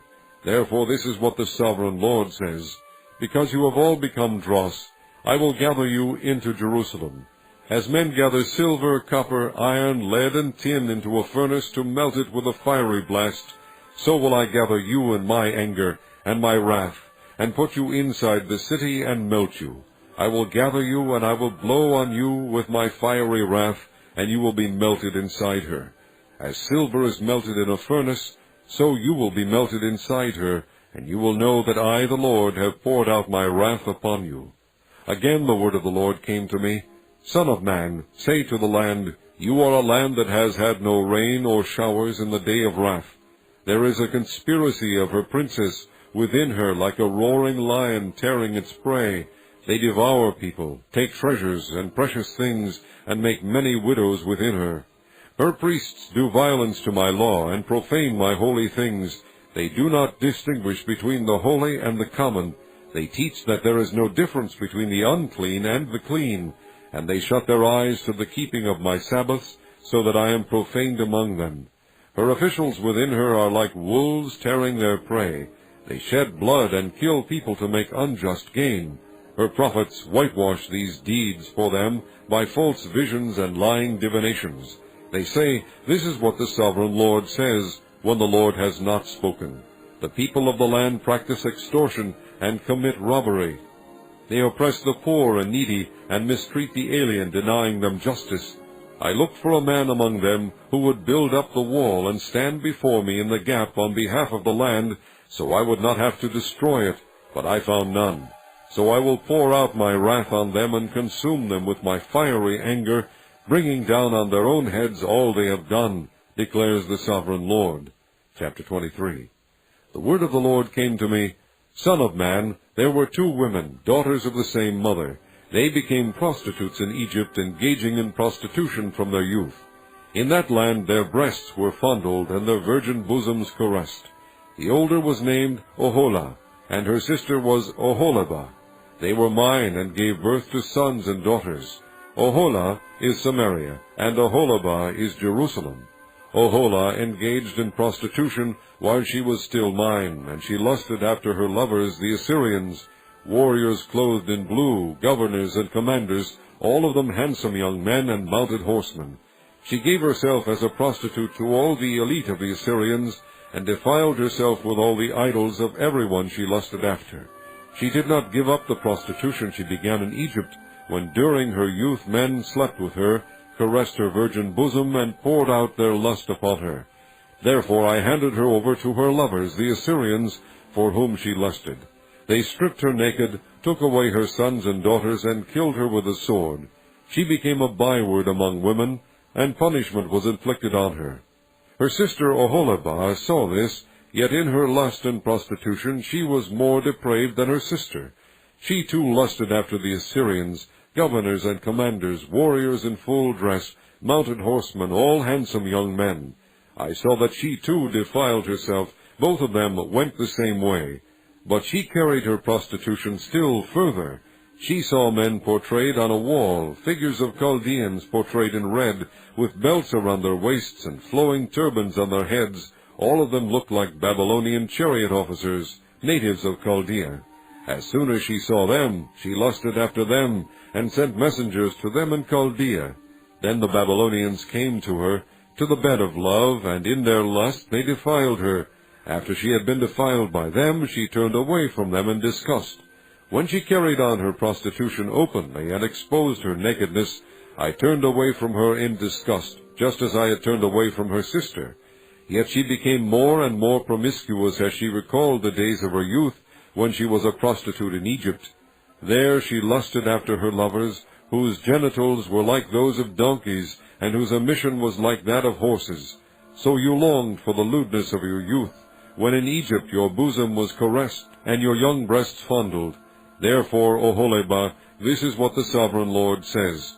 I will stir up your lovers against you, those you turned away from in disgust, and I will bring them against you from every side, the Babylonians and all the Chaldeans, the men of Pekod and Shoa and Koa, and all the Assyrians with them, handsome young men, all of them governors and commanders, chariot officers and men of high rank, all mounted on horses.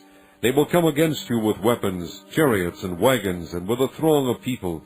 They will take up positions against you on every side with large and small shields and with helmets. I will turn you over to them for punishment, and they will punish you according to their standards. I will direct my jealous anger against you, and they will deal with you in fury. They will cut off your noses and your ears, and those of you who are left will fall by the sword. They will take away your sons and daughters, and those of you who are left will be consumed by fire. They will also strip you of your clothes, and take your fine jewelry. So I will put a stop to the lewdness and prostitution you began in Egypt. You will not look on these things with longing, or remember Egypt any more. For this is what the Sovereign Lord says. I am about to hand you over to those you hate, to those you turned away from in disgust. They will deal with you in hatred, and take away everything you have worked for. They will leave you naked and bare, and the shame of your prostitution will be exposed. Your lewdness and promiscuity have brought this upon you, because you lusted after the nations, and defiled yourself with their idols. You have gone the way of your sister, so I will put her cup into your hand. This is what the Sovereign Lord says. You will drink your sister's cup, a cup large and deep. It will bring scorn and derision, for it holds so much. You will be filled with drunkenness and sorrow, the cup of ruin and desolation, the cup of your sister Samaria. You will drink it and drain it dry. You will dash it to pieces and tear your breasts. I have spoken, declares the Sovereign Lord. Therefore this is what the Sovereign Lord says. Since you have forgotten me and thrust me behind your back, you must bear the consequences of your lewdness and prostitution. The Lord said to me, Son of man, will you judge Oholah and Oholibah? Then confront them with their detestable practices, for they have committed adultery, and blood is on their hands. They committed adultery with their idols. They even sacrificed their children, whom they bore to me as food for them. They have also done this to me. At that same time they defiled my sanctuary and desecrated my Sabbaths. On the very day they sacrificed their children to their idols, they entered my sanctuary and desecrated it. That is what they did in my house. They even sent messengers for men who came from far away, and when they arrived you bathed yourself for them, painted your eyes, and put on your jewelry. You sat on an elegant couch, with a table spread before it on which you had placed the incense and oil that belonged to me. The noise of a carefree crowd was around her. Sabians were brought from the desert along with men from the rabble, and they put bracelets on the arms of the woman and her sister, and beautiful crowns on their heads. Then I said about the one worn out by adultery, Now let them use her as a prostitute, for that is all she is. And they slept with her. As men sleep with a prostitute, so they slept with those lewd women Oholah and Oholibah. But righteous men will sentence them to the punishment of women who commit adultery and shed blood, because they are adulterous and blood is on their hands. This is what the Sovereign Lord says. Bring a mob against them and give them over to terror and plunder. The mob will stone them and cut them down with their swords. They will kill their sons and daughters and burn down their houses. So I will put an end to lewdness in the land, that all women may take warning and not imitate you. You will suffer the penalty for your lewdness, and bear the consequences of your sins of idolatry. Then you will know that I am the Sovereign Lord. Chapter 24. In the 9th year, in the 10th month, on the 10th day, the word of the Lord came to me, Son of man, record this date, this very date, because the king of Babylon has laid siege to Jerusalem this very day. Tell this rebellious house a parable, and say to them, This is what the Sovereign Lord says. Put on the cooking pot, put it on, and pour water into it. Put into it the pieces of meat, all the choice pieces, the leg and the shoulder. Fill it with the best of these bones. Take the pick of the flock. Pile wood beneath it for the bones. Bring it to a boil, and cook the bones in it. For this is what the Sovereign Lord says.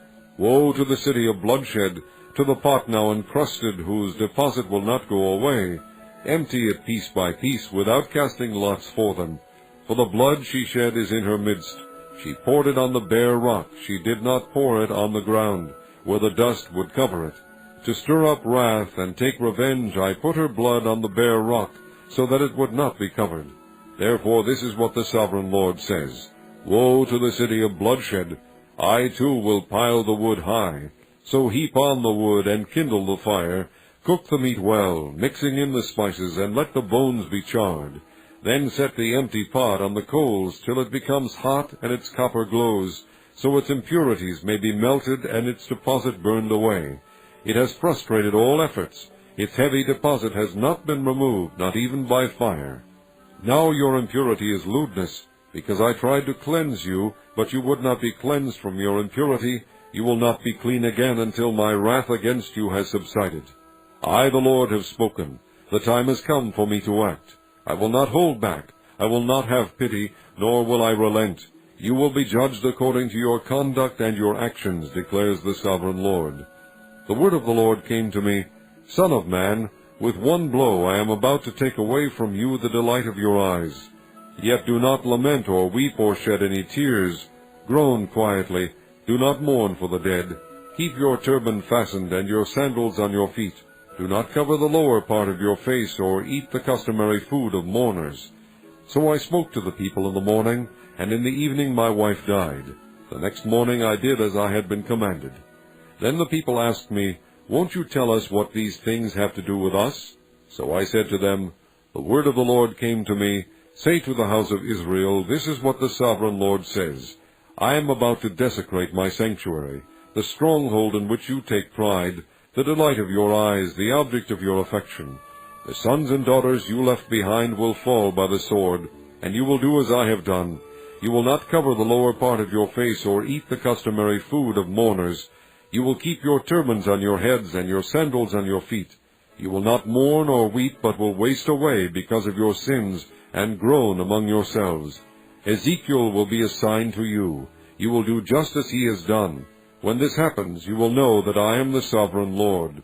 And you, Son of man, on the day I take away their stronghold, their joy and glory, the delight of their eyes, their heart's desire, and their sons and daughters as well, on that day a fugitive will come to tell you the news.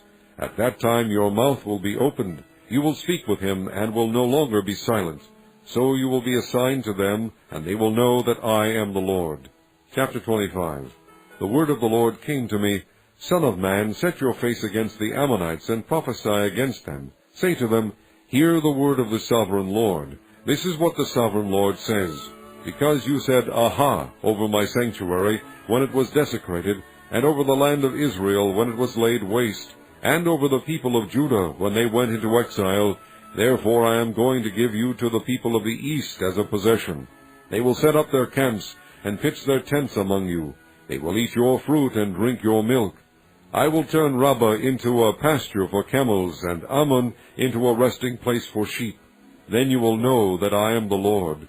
For this is what the sovereign Lord says: Because you have clapped your hands and stamped your feet, rejoicing with all the malice of your heart against the land of Israel, therefore I will stretch out my hand against you, and give you as plunder to the nations. I will cut you off from the nations, and exterminate you from the countries. I will destroy you, and you will know that I am the Lord. This is what the sovereign Lord says: Because Moab and Seir said, Look, the house of Judah has become like all the other nations, therefore I will expose the flank of Moab, beginning at its frontier towns, Beth-Jeshimoth, Baal-Meon, and Kiriathaim, the glory of that land. I will give Moab along with the Ammonites to the people of the east as a possession, so that the Ammonites will not be remembered among the nations, and I will inflict punishment on Moab. Then they will know that I am the Lord. This is what the sovereign Lord says: Because Edom took revenge on the house of Judah, and became very guilty by doing so, therefore this is what the sovereign Lord says: I will stretch out my hand against Edom, and kill its men and their animals. I will lay it waste, and from Teman to Dedan they will fall by the sword. I will take vengeance on Edom by the hand of my people Israel, and they will deal with Edom in accordance with my anger and my wrath. They will know my vengeance, declares the sovereign Lord. This is what the sovereign Lord says: Because the Philistines acted in vengeance and took revenge with malice in their hearts, and with ancient hostility sought to destroy Judah, therefore this is what the sovereign Lord says: I am about to stretch out my hand against the Philistines, and I will cut off the Kerethites and destroy those remaining along the coast. I will carry out great vengeance on them, and punish them in my wrath. Then they will know that I am the Lord, when I take vengeance on them. Chapter 26. In the 11th year, on the first day of the month, the word of the Lord came to me: Son of man, because Tyre has said of Jerusalem, Aha! The gate to the nations is broken, and its doors have swung open to me. Now that she lies in ruins, I will prosper. Therefore this is what the sovereign Lord says: I am against you, O Tyre, and I will bring many nations against you, like the sea casting up its waves. They will destroy the walls of Tyre and pull down her towers. I will scrape away her rubble and make her a bare rock. Out in the sea she will become a place to spread fish nets, for I have spoken, declares the sovereign Lord. She will become plunder for the nations, and her settlements on the mainland will be ravaged by the sword. Then they will know that I am the Lord. For this is what the sovereign Lord says: From the north I am going to bring against Tyre Nebuchadnezzar, king of Babylon, king of kings, with horses and chariots, with horsemen and a great army. He will ravage your settlements on the mainland with the sword. He will set up siege works against you, build a ramp up to your walls, and raise his shields against you. He will direct the blows of his battering rams against your walls, and demolish your towers with his weapons. His horses will be so many that they will cover you with dust. Your walls will tremble at the noise of the war horses, wagons, and chariots when he enters your gates, as men enter a city whose walls have been broken through. The hoofs of his horses will trample all your streets. He will kill your people with the sword, and your strong pillars will fall to the ground. They will plunder your wealth and loot your merchandise. They will break down your walls and demolish your fine houses, and throw your stones, timber, and rubble into the sea. I will put an end to your noisy songs, and the music of your harps will be heard no more. I will make you a bare rock, and you will become a place to spread fish nets. You will never be rebuilt, for I the Lord have spoken, declares the sovereign Lord. This is what the sovereign Lord says to Tyre: Will not the coastlands tremble at the sound of your fall, when the wounded groan and the slaughter takes place in you? Then all the princes of the coast will step down from their thrones, and lay aside their robes, and take off their embroidered garments. Clothed with terror, they will sit on the ground, trembling every moment, appalled at you. Then they will take up a lament concerning you, and say to you, How you are destroyed, O city of renown, peopled by men of the sea! You were a power on the seas, you and your citizens. You put your terror on all who live there. Now the coastlands tremble on the day of your fall. The islands in the sea are terrified at your collapse. This is what the sovereign Lord says: When I make you a desolate city, like cities no longer inhabited, And when I bring the ocean depths over you, and its vast waters cover you, then I will bring you down with those who go down to the pit, to the people of long ago.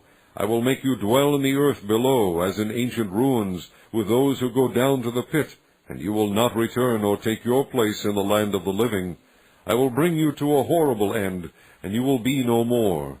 You will be sought, but you will never again be found, declares the sovereign Lord. Chapter 27. The word of the Lord came to me, Son of man, take up a lament concerning Tyre. Say to Tyre, situated at the gateway to the sea, merchant of peoples on many coasts, this is what the sovereign Lord says. You say, O Tyre, I am perfect in beauty. Your domain was on the high seas. Your builders brought your beauty to perfection. They made all your timbers of pine trees from Senir. They took a cedar from Lebanon to make a mast for you. Of oaks from Bashan they made your oars. Of cypress wood from the coasts of Cyprus they made your deck inlaid with ivory. Fine embroidered linen from Egypt was your sail, and served as your banner. Your awnings were of blue and purple from the coast of Elisha. Men of Sidon and Arvad were your oarsmen. Your skilled men, O Tyre, were aboard as your seamen. Veteran craftsmen of Gebal were on board, as shipwrights to caulk your seams. All the ships of the sea and their sailors came alongside to trade for your wares. Men of Persia, Lydia, and Put served as soldiers in your army. They hung their shields and helmets on your walls, bringing you splendor. Men of Arvad and Helech manned your walls on every side. Men of Gamad were in your towers. They hung their shields around your walls. They brought your beauty to perfection. Tarshish did business with you because of your great wealth of goods. They exchanged silver, iron, tin, and lead for your merchandise. Greece, Tubal, and Meshech traded with you. They exchanged slaves and articles of bronze for your wares. Men of Beth Togarmah exchanged workhorses, war horses, and mules for your merchandise. The men of Rhodes traded with you, and many coastlands were your customers. They paid you with ivory tusks and ebony. Aram did business with you because of your many products. They exchanged turquoise, purple fabric, embroidered work, fine linen, coral, and rubies for your merchandise. Judah and Israel traded with you. They exchanged wheat from Minnith and confections, honey, oil, and balm for your wares. Damascus, because of your many products and great wealth of goods, did business with you in wine from Helbon and wool from Zahar. Danites and Greeks from Uzal bought your merchandise. They exchanged wrought iron, cassia, and calamus for your wares. Dedan traded in saddle blankets with you. Arabia and all the princes of Kedar were your customers. They did business with you in lambs, rams, and goats. The merchants of Sheba and Raamah traded with you. For your merchandise they exchanged the finest of all kinds of spices and precious stones and gold. Haran, Canaan, and Eden, and merchants of Sheba, Ashur, and Kilmad traded with you. In your marketplace they traded with you beautiful garments, blue fabric, embroidered work, and multicolored rugs, with cords twisted and tightly knotted. The ships of Tarshish serve as carriers for your wares. You are filled with heavy cargo in the heart of the sea. Your oarsmen take you out to the high seas, but the east wind will break you to pieces in the heart of the sea. Your wealth, merchandise, and wares, your mariners, seamen, and shipwrights, your merchants and all your soldiers, and everyone else on board will sink into the heart of the sea on the day of your shipwreck. The shorelands will quake when your seamen cry out. All who handle the oars will abandon their ships. The mariners and all the seamen will stand on the shore. They will raise their voice and cry bitterly over you. They will sprinkle dust on their heads and roll in ashes. They will shave their heads because of you, and will put on sackcloth. They will weep over you with anguish of soul and with bitter mourning. As they wail and mourn over you, they will take up a lament concerning you. Who was ever silenced like Tyre, surrounded by the sea? When your merchandise went out on the seas, you satisfied many nations. With your great wealth and your wares you enriched the kings of the earth. Now you are shattered by the sea in the depths of the waters. Your wares and all your company have gone down with you. All who live in the coastlands are appalled at you. Their kings shudder with horror, and their faces are distorted with fear. The merchants among the nations hiss at you. You have come to a horrible end, and will be no more. Chapter 28. The word of the Lord came to me, Son of man, say to the ruler of Tyre, This is what the Sovereign Lord says. In the pride of your heart you say, I am a god. I sit on the throne of a god in the heart of the seas. But you are a man, and not a god, though you think you are as wise as a god. Are you wiser than Daniel? Is no secret hidden from you? By your wisdom and understanding you have gained wealth for yourself, and amassed gold and silver in your treasuries. By your great skill in trading you have increased your wealth, and because of your wealth your heart has grown proud. Therefore this is what the Sovereign Lord says. Because you think you are wise as a god, I am going to bring foreigners against you, the most ruthless of nations. They will draw their swords against your beauty and wisdom, and pierce your shining splendor. They will bring you down to the pit, and you will die a violent death in the heart of the seas. Will you then say, I am a god, in the presence of those who kill you? You will be but a man, not a god, in the hands of those who slay you. You will die the death of the uncircumcised at the hands of foreigners. I have spoken, declares the Sovereign Lord. The word of the Lord came to me, Son of man, take up a lament concerning the king of Tyre, and say to him, This is what the Sovereign Lord says. You were the model of perfection, full of wisdom and perfect in beauty. You were in Eden, the garden of God. Every precious stone adorned you, ruby, topaz, and emerald, chrysolite, onyx, and jasper, sapphire, turquoise, and beryl. Your settings and mountings were made of gold. On the day you were created, they were prepared.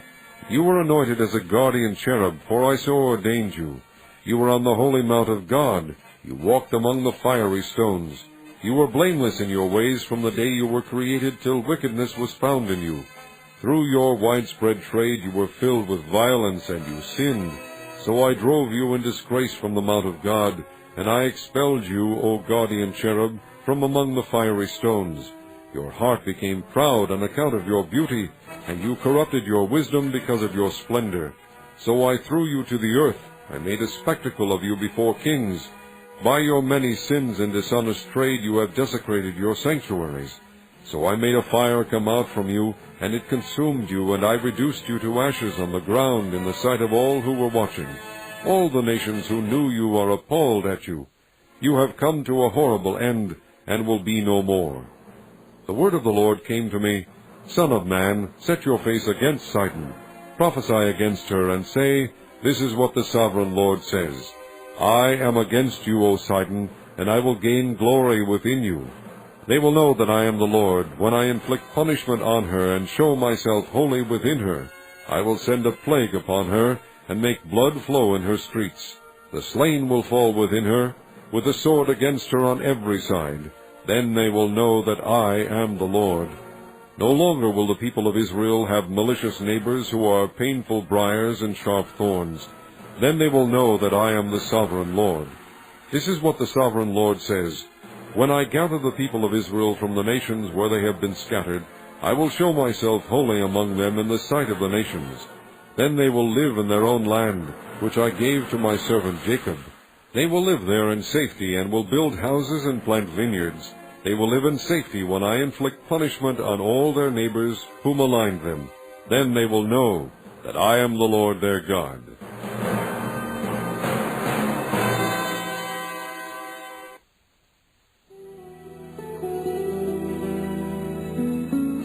In the 10th year, in the 10th month of the 12th day, the word of the Lord came to me, Son of man, set your face against Pharaoh, king of Egypt, and prophesy against him and against all Egypt. Speak to him and say, This is what the Sovereign Lord says. I am against you, Pharaoh, king of Egypt, you great monster lying among your streams. You say, The Nile is mine, I made it for myself. But I will put hooks in your jaws, and make the fish of your streams stick to your scales. I will pull you out from among your streams, with all the fish sticking to your scales. I will leave you in the desert, you and all the fish of your streams. You will fall on the open field and not be gathered or picked up. I will give you as food to the beasts of the earth and the birds of the air. Then all who live in Egypt will know that I am the Lord. You have been a staff of reed for the house of Israel. When they grasped you with their hands, you splintered and you tore open their shoulders. When they leaned on you, you broke, and their backs were wrenched. Therefore this is what the Sovereign Lord says. I will bring a sword against you, and kill your men and their animals. Egypt will become a desolate wasteland. Then they will know that I am the Lord. Because you said, The Nile is mine, I made it, therefore I am against you and against your streams, and I will make the land of Egypt a ruin and a desolate waste from Migdol to Aswan, as far as the border of Cush. No foot of man or animal will pass through it. No one will live there for 40 years. I will make the land of Egypt desolate among devastated lands, and her cities will lie desolate 40 years among ruined cities, and I will disperse the Egyptians among the nations, and scatter them through the countries. Yet this is what the sovereign Lord says. At the end of 40 years I will gather the Egyptians from the nations where they were scattered. I will bring them back from captivity and return them to Upper Egypt, the land of their ancestry. There they will be a lowly kingdom. It will be the lowliest of kingdoms, and will never again exalt itself above the other nations. I will make it so weak that it will never again rule over the nations. Egypt will no longer be a source of confidence for the people of Israel, but will be a reminder of their sin in turning to her for help. Then they will know that I am the sovereign Lord. In the 27th year, in the 1st month, on the 1st day, the word of the Lord came to me, Son of man, Nebuchadnezzar king of Babylon drove his army in a hard campaign against Tyre. Every head was rubbed bare, and every shoulder made raw. Yet he and his army got no reward from the campaign he led against Tyre. Therefore this is what the sovereign Lord says. I am going to give Egypt to Nebuchadnezzar king of Babylon, and he will carry off its wealth. He will loot and plunder the land as pay for his army. I have given him Egypt as a reward for his efforts, because he and his army did it for me, declares the sovereign Lord. On that day I will make a horn grow from the house of Israel, and I will open your mouth among them. Then they will know that I am the Lord. Chapter 30. The word of the Lord came to me, Son of man, prophesy and say, This is what the sovereign Lord says. Wail and say, Alas for that day! For the day is near, the day of the Lord is near, a day of clouds, a time of doom for the nations. A sword will come against Egypt, and anguish will come upon Cush. When the slain fall in Egypt, her wealth will be carried away, and her foundations torn down. Cush and Put, Lydia, and all Arabia, Libya, and the people of the covenant land will fall by the sword along with Egypt. This is what the Lord says. The allies of Egypt will fall, and her proud strength will fail. From Migdol to Aswan they will fall by the sword within her, declares the sovereign Lord. They will be desolate among desolate lands, and their cities will lie among ruined cities. Then they will know that I am the Lord, when I set fire to Egypt and all her helpers are crushed. On that day messengers will go out from me in ships to frighten Cush out of her complacency. Anguish will take hold of them on the day of Egypt's doom, for it is sure to come. This is what the sovereign Lord says. I will put an end to the hordes of Egypt by the hand of Nebuchadnezzar king of Babylon. He and his army, the most ruthless of nations, will be brought in to destroy the land. They will draw their swords against Egypt and fill the land with the slain. I will dry up the streams of the Nile and sell the land to evil men. By the hand of foreigners I will lay waste the land and everything in it. I, the Lord, have spoken. This is what the sovereign Lord says. I will destroy the idols and put an end to the images in Memphis. No longer will there be a prince in Egypt, and I will spread fear throughout the land. I will lay waste Upper Egypt, set fire to Zoan, and inflict punishment on Thebes. I will pour out my wrath on Pelusium, the stronghold of Egypt, and cut off the hordes of Thebes. I will set fire to Egypt. Pelusium will writhe in agony. Thebes will be taken by storm. Memphis will be in constant distress. The young men of Heliopolis and Bubastis will fall by the sword, and the cities themselves will go into captivity. Dark will be the day at Tahpanhes, when I break the yoke of Egypt. There her proud strength will come to an end. She will be covered with clouds, and her villages will go into captivity. So I will inflict punishment on Egypt, and they will know that I am the Lord.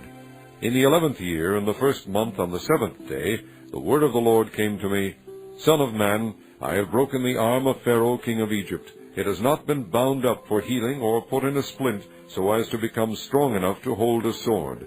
Therefore this is what the sovereign Lord says. I am against Pharaoh king of Egypt. I will break both his arms, the good arm as well as the broken one, and make the sword fall from his hand. I will disperse the Egyptians among the nations, and scatter them through the countries. I will strengthen the arms of the king of Babylon, and put my sword in his hand. But I will break the arms of Pharaoh, and he will groan before him like a mortally wounded man. I will strengthen the arms of the king of Babylon, but the arms of Pharaoh will fall limp. Then they will know that I am the Lord, when I put my sword in the hand of the king of Babylon, and he brandishes it against Egypt. I will disperse the Egyptians among the nations, and scatter them through the countries. Then they will know that I am the Lord. Chapter 31. In the 11th year, in the 3rd month on the 1st day, the word of the Lord came to me, Son of man, say to Pharaoh, king of Egypt, and to his hordes, Who can be compared with you in majesty? Consider Assyria, once a cedar in Lebanon, with beautiful branches overshadowing the forest. It towered on high, its top above the thick foliage. The waters nourished it, deep springs made it grow tall. Their streams flowed all around its base, and sent their channels to all the trees of the field. So it towered higher than all the trees of the field. Its boughs increased, and its branches grew long, spreading because of abundant waters. All the birds of the air nested in its boughs. All the beasts of the field gave birth under its branches. All the great nations lived in its shade. It was majestic in beauty, with its spreading boughs, for its roots went down to abundant waters.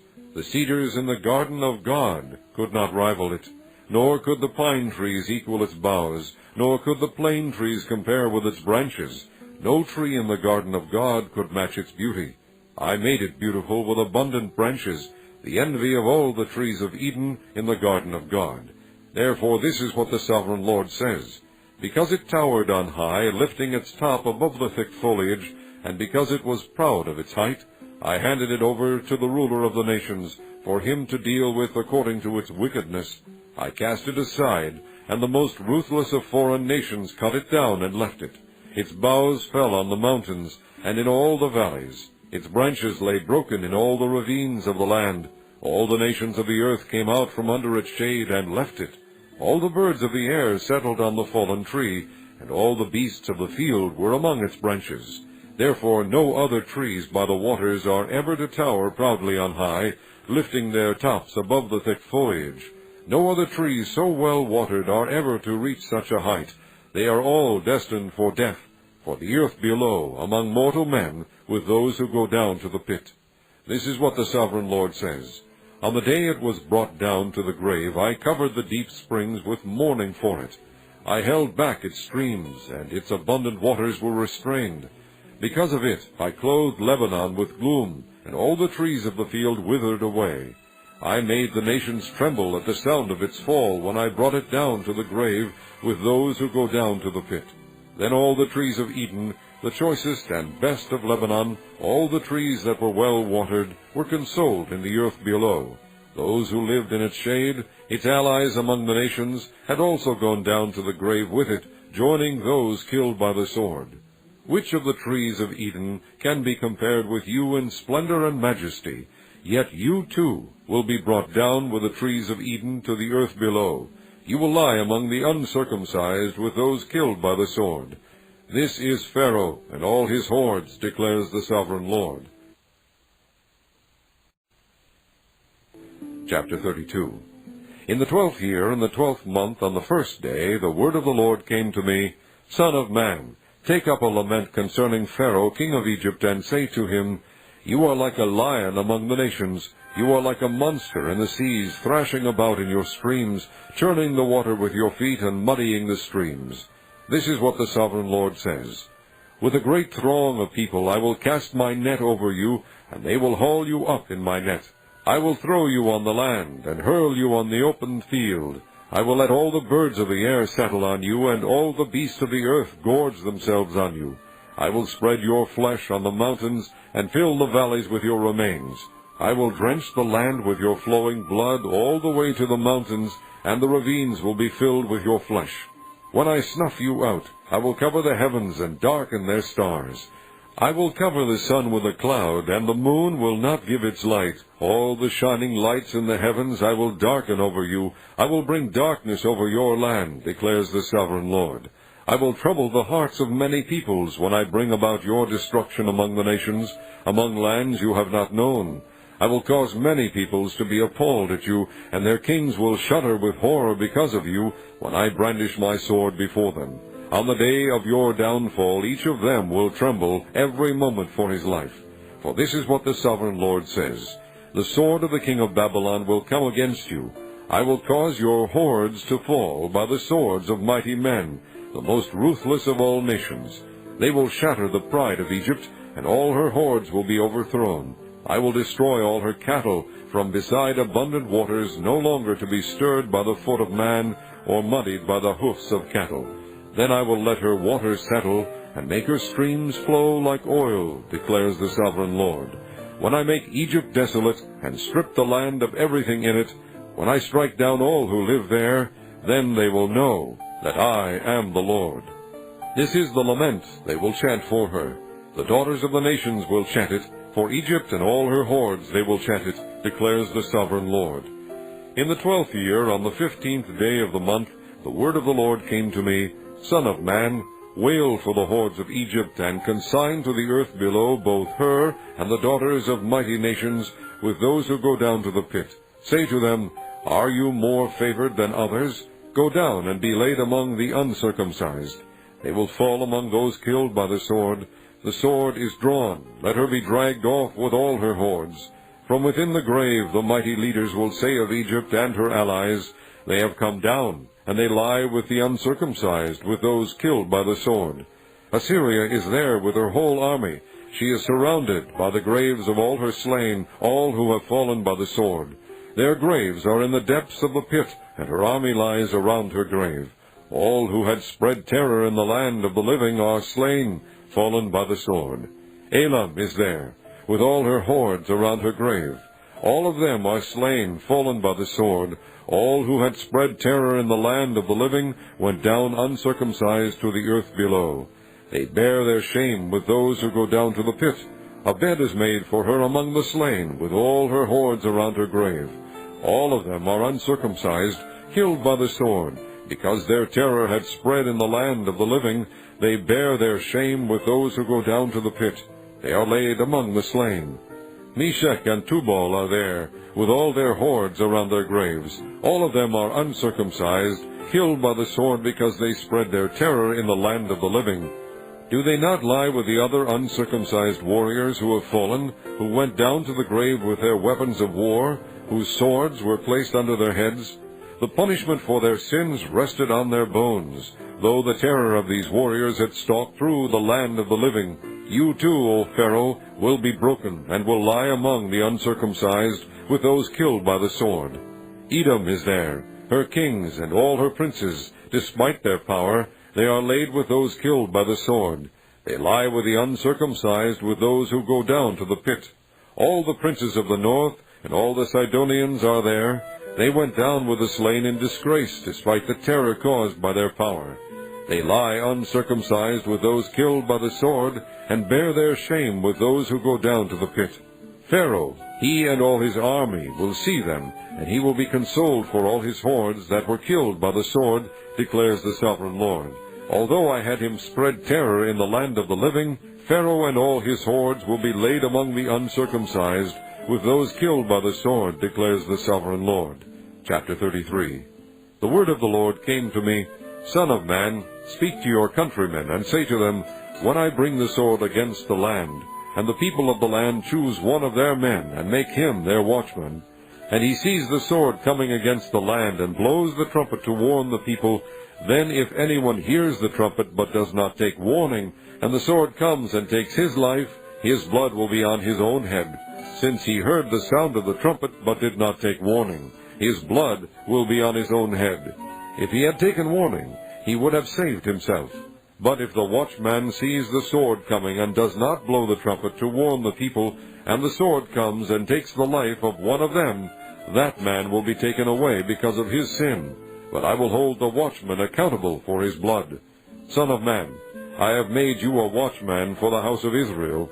So hear the word I speak, and give them warning from me. When I say to the wicked, O wicked man, you will surely die, and you do not speak out to dissuade him from his ways, that wicked man will die for his sin, and I will hold you accountable for his blood. But if you do warn the wicked man to turn from his ways, and he does not do so, he will die for his sin, but you will have saved yourself. Son of man, say to the house of Israel, this is what you are saying. Our offenses and sins weigh us down, and we are wasting away because of them. How then can we live?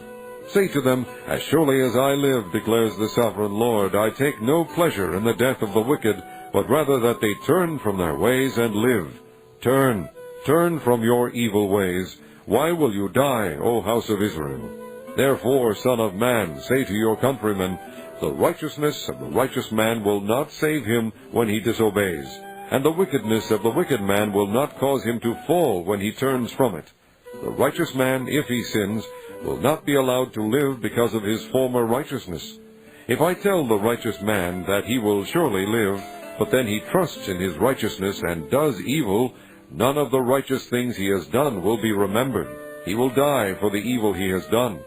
And if I say to the wicked man, you will surely die, but he then turns away from his sin and does what is just and right, if he gives back what he took in pledge for a loan, returns what he has stolen, follows the decrees that give life, and does no evil, he will surely live. He will not die. None of the sins he has committed will be remembered against him.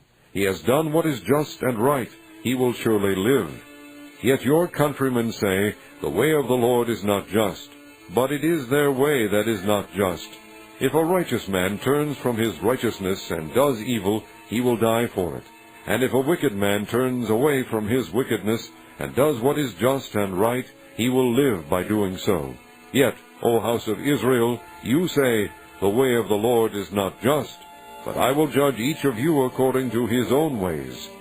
In the 12th year of our exile, in the 10th month on the 5th day, a man who had escaped from Jerusalem came to me and said, the city has fallen. Now the evening before the man arrived, the hand of the Lord was upon me, and he opened my mouth before the man came to me in the morning. So my mouth was opened, and I was no longer silent. Then the word of the Lord came to me, Son of man, the people living in those ruins in the land of Israel are saying, Abraham was only one man, yet he possessed the land. But we are many. Surely the land has been given to us as our possession. Therefore say to them, this is what the sovereign Lord says.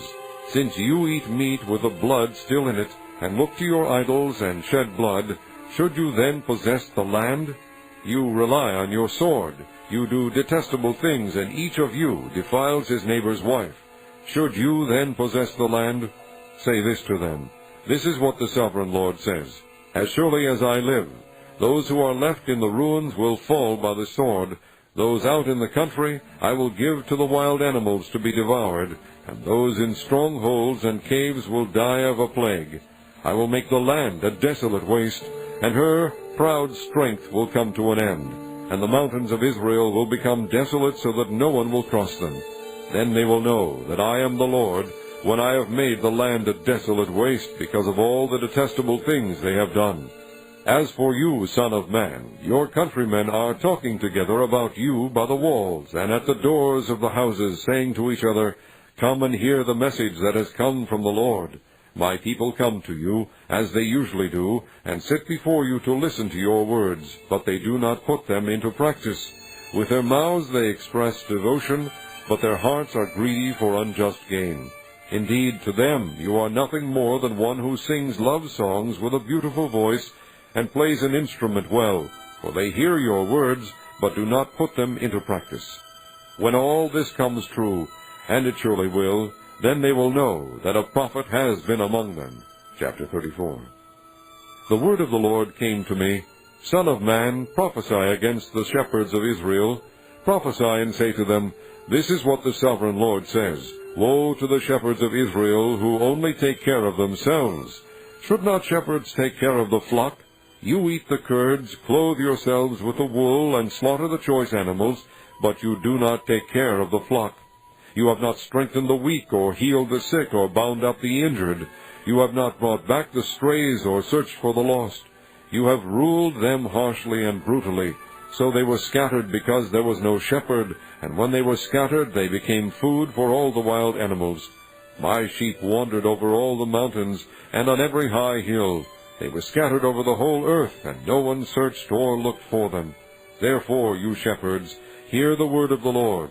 As surely as I live, declares the sovereign Lord, because my flock lacks a shepherd, and so has been plundered, and has become food for all the wild animals, and because my shepherds did not search for my flock, but cared for themselves rather than for my flock, therefore, O shepherds, hear the word of the Lord. This is what the sovereign Lord says. I am against the shepherds, and will hold them accountable for my flock. I will remove them from tending the flock, so that the shepherds can no longer feed themselves. I will rescue my flock from their mouths, and it will no longer be food for them. For this is what the sovereign Lord says. I myself will search for my sheep and look after them. As a shepherd looks after his scattered flock when he is with them, so will I look after my sheep. I will rescue them from all the places where they were scattered on a day of clouds and darkness. I will bring them out from the nations and gather them from the countries, and I will bring them into their own land. I will pasture them on the mountains of Israel, in the ravines and in all the settlements in the land. I will tend them in a good pasture, and the mountain heights of Israel will be their grazing land. There they will lie down in good grazing land, and there they will feed in a rich pasture on the mountains of Israel. I myself will tend my sheep and have them lie down, declares the sovereign Lord. I will search for the lost and bring back the strays. I will bind up the injured and strengthen the weak. But the sleek and the strong I will destroy. I will shepherd the flock with justice. As for you, my flock, this is what the sovereign Lord says. I will judge between one sheep and another, and between rams and goats. Is it not enough for you to feed on the good pasture? Must you also trample the rest of your pasture with your feet? Is it not enough for you to drink clear water? Must you also muddy the rest with your feet? Must my flock feed on what you have trampled and drink what you have muddied with your feet? Therefore this is what the sovereign Lord says to them. See, I myself will judge between the fat sheep and the lean sheep, because you shove with flank and shoulder, butting all the weak sheep with your horns until you have driven them away. I will save my flock, and they will no longer be plundered. I will judge between one sheep and another. I will place over them one shepherd, my servant David, and he will tend them. He will tend them and be their shepherd. I, the Lord, will be their God, and my servant David will be prince among them. I, the Lord, have spoken. I will make a covenant of peace with them, and rid the land of wild beasts, so that they may live in the desert and sleep in the forests in safety. I will bless them and the places surrounding my hill. I will send down showers in season. There will be showers of blessing. The trees of the field will yield their fruit, and the ground will yield its crops. The people will be secure in their land. They will know that I am the Lord when I break the bars of their yoke and rescue them from the hands of those who enslave them. They will no longer be plundered by the nations, nor will wild animals devour them. They will live in safety, and no one will make them afraid. I will provide for them a land renowned for its crops, and they will no longer be victims of famine in the land, or bear the scorn of the nations. Then they will know that I, the Lord their God, am with them, and that they, the house of Israel, are my people, declares the sovereign Lord. You, my sheep, the sheep of my pasture, are people, and I am your God, declares the sovereign Lord. Chapter 35. The word of the Lord came to me, Son of man, set your face against Mount Seir, prophesy against it, and say, This is what the sovereign Lord says. I am against you, Mount Seir, and I will stretch out my hand against you, and make you a desolate waste. I will turn your towns into ruins, and you will be desolate. Then you will know that I am the Lord. Because you harbored an ancient hostility, and delivered the Israelites over to the sword at the time of their calamity, the time their punishment reached its climax, therefore, as surely as I live, declares the sovereign Lord, I will give you over to bloodshed, and it will pursue you. Since you did not hate bloodshed, bloodshed will pursue you. I will make Mount Seir a desolate waste, and cut off from it all who come and go. I will fill your mountains with the slain. Those killed by the sword will fall on your hills, and in your valleys, and in all your ravines. I will make you desolate forever. Your towns will not be inhabited. Then you will know that I am the Lord. Because you have said, These 2 nations and countries will be ours, and we will take possession of them, even though I, the Lord, was there. Therefore, as surely as I live, declares the sovereign Lord, I will treat you in accordance with the anger and jealousy you showed in your hatred of them, and I will make myself known among them when I judge you. Then you will know that I, the Lord, have heard all the contemptible things you have said against the mountains of Israel. You said, They have been laid waste, and have been given over to us to devour. You boasted against me, and spoke against me without restraint, and I heard it. This is what the sovereign Lord says, While the whole earth rejoices, I will make you desolate. Because you rejoiced when the inheritance of the house of Israel became desolate, that is how I will treat you. You will be desolate, O Mount Seir, you and all of Edom. Then they will know that I am the Lord. Chapter 36. Son of man, prophesy to the mountains of Israel, and say, O mountains of Israel, hear the word of the Lord. This is what the sovereign Lord says. The enemy said of you, Aha! The ancient heights have become our possession. Therefore prophesy and say, This is what the sovereign Lord says.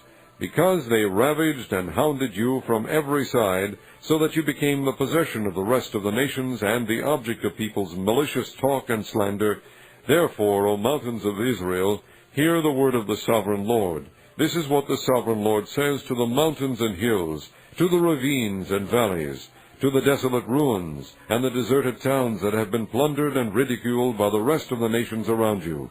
This is what the sovereign Lord says. In my burning zeal I have spoken against the rest of the nations, and against all Edom. For with glee and with malice in their hearts they made my land their own possession, so that they might plunder its pasture land. Therefore prophesy concerning the land of Israel, and say to the mountains and hills, to the ravines and valleys, This is what the sovereign Lord says. I speak in my jealous wrath, because you have suffered the scorn of the nations. Therefore this is what the sovereign Lord says. I swear with uplifted hand that the nations around you will also suffer scorn.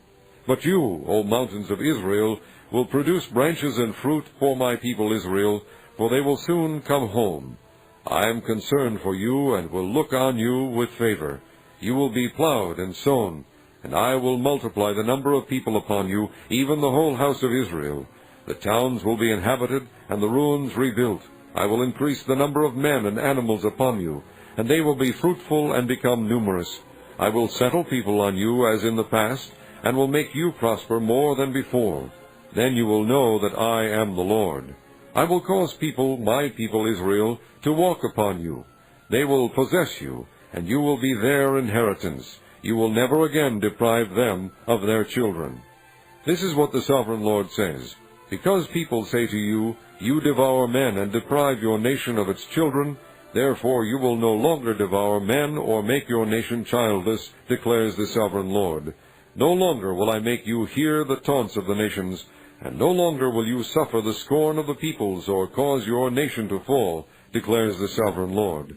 Again the word of the Lord came to me, Son of man, when the people of Israel were living in their own land, they defiled it by their conduct and their actions. Their conduct was like a woman's monthly uncleanness in my sight. So I poured out my wrath on them, because they had shed blood in the land, and because they had defiled it with their idols. I dispersed them among the nations, and they were scattered through the countries. I judged them according to their conduct and their actions. And wherever they went among the nations, they profaned my holy name, for it was said of them, These are the Lord's people, and yet they have to leave his land. I had concern for my holy name, which the house of Israel profaned among the nations where they had gone. Therefore say to the house of Israel, This is what the sovereign Lord says, It is not for your sake, O house of Israel, that I am going to do these things, but for the sake of my holy name, which you have profaned among the nations where you have gone. I will show the holiness of my great name, which has been profaned among the nations, the name you have profaned among them. Then the nations will know that I am the Lord, declares the sovereign Lord, when I show myself holy through you before their eyes.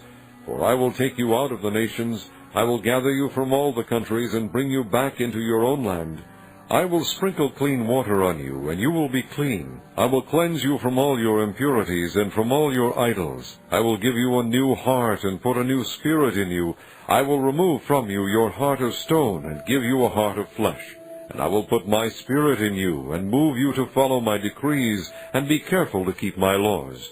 You will live in the land I gave your forefathers. You will be my people, and I will be your God. I will save you from all your uncleanness. I will call for the grain and make it plentiful, and will not bring famine upon you. I will increase the fruit of the trees and the crops of the field, so that you will no longer suffer disgrace among the nations because of famine.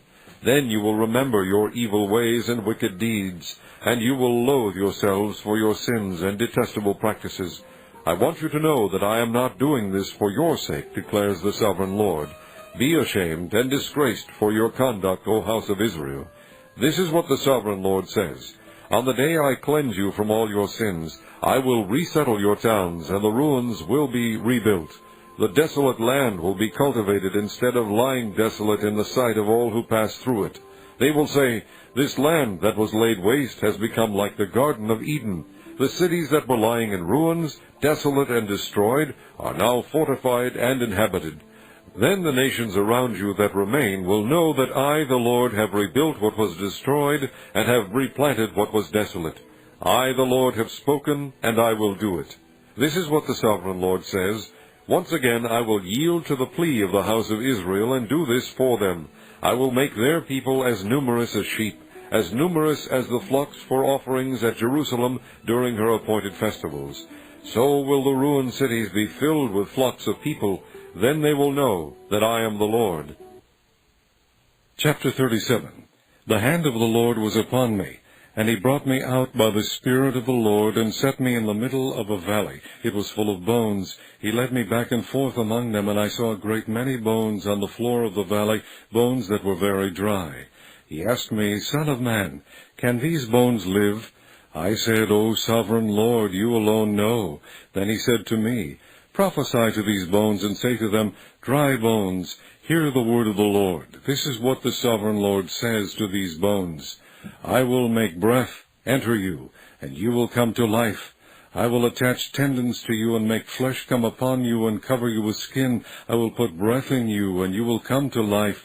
Then you will know that I am the Lord. So I prophesied as I was commanded, and as I was prophesying there was a noise, a rattling sound, and the bones came together, bone to bone. I looked, and tendons and flesh appeared on them, and skin covered them, but there was no breath in them. Then he said to me, Prophesy to the breath, prophesy, Son of man, and say to it, This is what the sovereign Lord says. Come from the four winds, O breath, and breathe into these slain, that they may live. So I prophesied as he commanded me, and breath entered them. They came to life and stood up on their feet, a vast army. Then he said to me, Son of man, these bones are the whole house of Israel. They say, Our bones are dried up, and our hope is gone, we are cut off.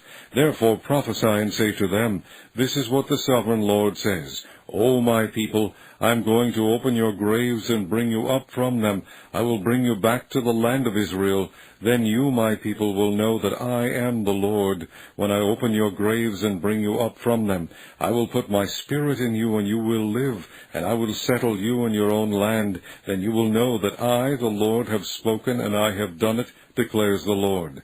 The word of the Lord came to me, Son of man, take a stick of wood and write on it, belonging to Judah and the Israelites associated with him. Then take another stick of wood and write on it, Ephraim's stick, belonging to Joseph and all the house of Israel associated with him. Join them together into one stick, so that they will become one in your hand. When your countrymen ask you, Won't you tell us what you mean by this? Say to them, This is what the sovereign Lord says. I am going to take the stick of Joseph, which is in Ephraim's hand, and of the Israelite tribes associated with him, and join it to Judah's stick, making them a single stick of wood, and they will become one in my hand. Hold before their eyes the sticks you have written on, and say to them, This is what the sovereign Lord says. I will take the Israelites out of the nations where they have gone. I will gather them from all around, and bring them back into their own land. I will make them one nation in the land, on the mountains of Israel. There will be one king over all of them, and they will never again be two nations, or be divided into two kingdoms. They will no longer defile themselves with their idols and vile images, or with any of their offenses, for I will save them from all their sinful backsliding, and I will cleanse them. They will be my people, and I will be their God. My servant David will be king over them, and they will all have one shepherd. They will follow my laws and be careful to keep my decrees. They will live in the land I gave to my servant Jacob, the land where your fathers lived. They and their children and their children's children will live there forever, and David my servant will be their prince forever. I will make a covenant of people with them. It will be an everlasting covenant. I will establish them and increase their numbers, and I will put my sanctuary among them forever. My dwelling place will be with them. I will be their God, and they will be my people. Then the nations will know that I, the Lord, make Israel holy, when my sanctuary is among them forever. Chapter 38. The word of the Lord came to me, Son of man, set your face against Gog, of the land of Magog, the chief prince of Meshech and Tubal. Prophesy against him, and say, This is what the sovereign Lord says. I am against you, O Gog, chief prince of Meshech and Tubal.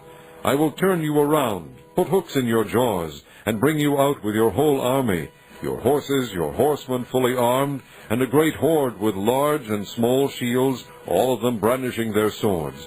Persia, Cush, and Put will be with them, all with shields and helmets. Also Gomer with all its troops, and Beth Togarmah from the far north with all its troops, the many nations with you. Get ready, be prepared, you and all the hordes gathered about you, and take command of them. After many days you will be called to arms. In future years you will invade a land that has recovered from war, whose people were gathered from many nations to the mountains of Israel, which had long been desolate. They had been brought out from the nations, and now all of them live in safety. You and all your troops and the many nations with you will go up, advancing like a storm. You will be like a cloud covering the land. This is what the sovereign Lord says. On that day thoughts will come into your mind, and you will devise an evil scheme. You will say, I will invade a land of unwalled villages. I will attack a peaceful and unsuspecting people, all of them living without walls and without gates and bars. I will plunder and loot and turn my hand against the resettled ruins and the people gathered from the nations, rich in livestock and goods, living at the center of the land. Sheba and Dedan and the merchants of Tarshish and all her villages will say to you, Have you come to plunder? Have you gathered your hordes to loot, to carry off silver and gold, to take away livestock and goods, and to seize much plunder?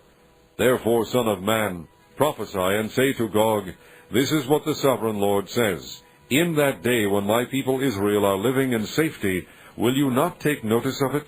You will come from your place in the far north, you and many nations with you, all of them riding on horses, a great horde, a mighty army. You will advance against my people Israel like a cloud that covers the land. In days to come, O Gog, I will bring you against my land, so that the nations may know me when I show myself holy through you before their eyes. This is what the sovereign Lord says. Are you not the one I spoke of in former days by my servants the prophets of Israel?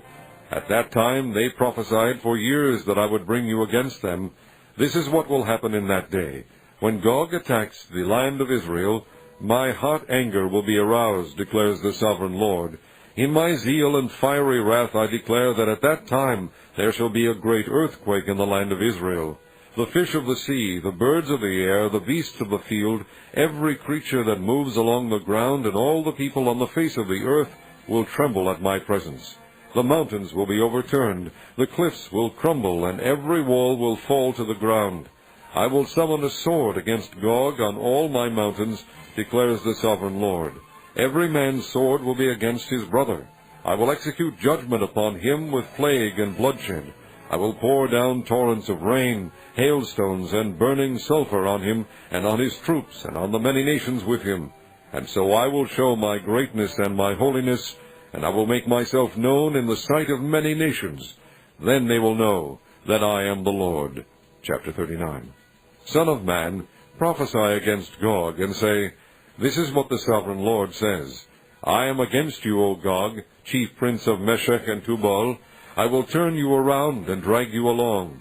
I will bring you from the far north, and send you against the mountains of Israel. Then I will strike your bow from your left hand, and make your arrows drop from your right hand. On the mountains of Israel you will fall, you and all your troops and the nations with you. I will give you as food to all kinds of carrion birds, and to the wild animals. You will fall in the open field, for I have spoken, declares the sovereign Lord. I will send fire on Magog, and on those who live in safety in the coastlands, and they will know that I am the Lord. I will make known my holy name among my people Israel. I will no longer let my holy name be profaned, and the nations will know that I, the Lord, am the Holy One in Israel. It is coming. It will surely take place, declares the sovereign Lord. This is the day I have spoken of. Then those who live in the towns of Israel will go out and use the weapons for fuel and burn them up, the small and large shields, the bows and arrows, the war clubs and spears. For 7 years they will use them for fuel. They will not need to gather wood from the fields or cut it from the forests, because they will use the weapons for fuel. And they will plunder those who plundered them, and loot those who looted them, declares the sovereign Lord.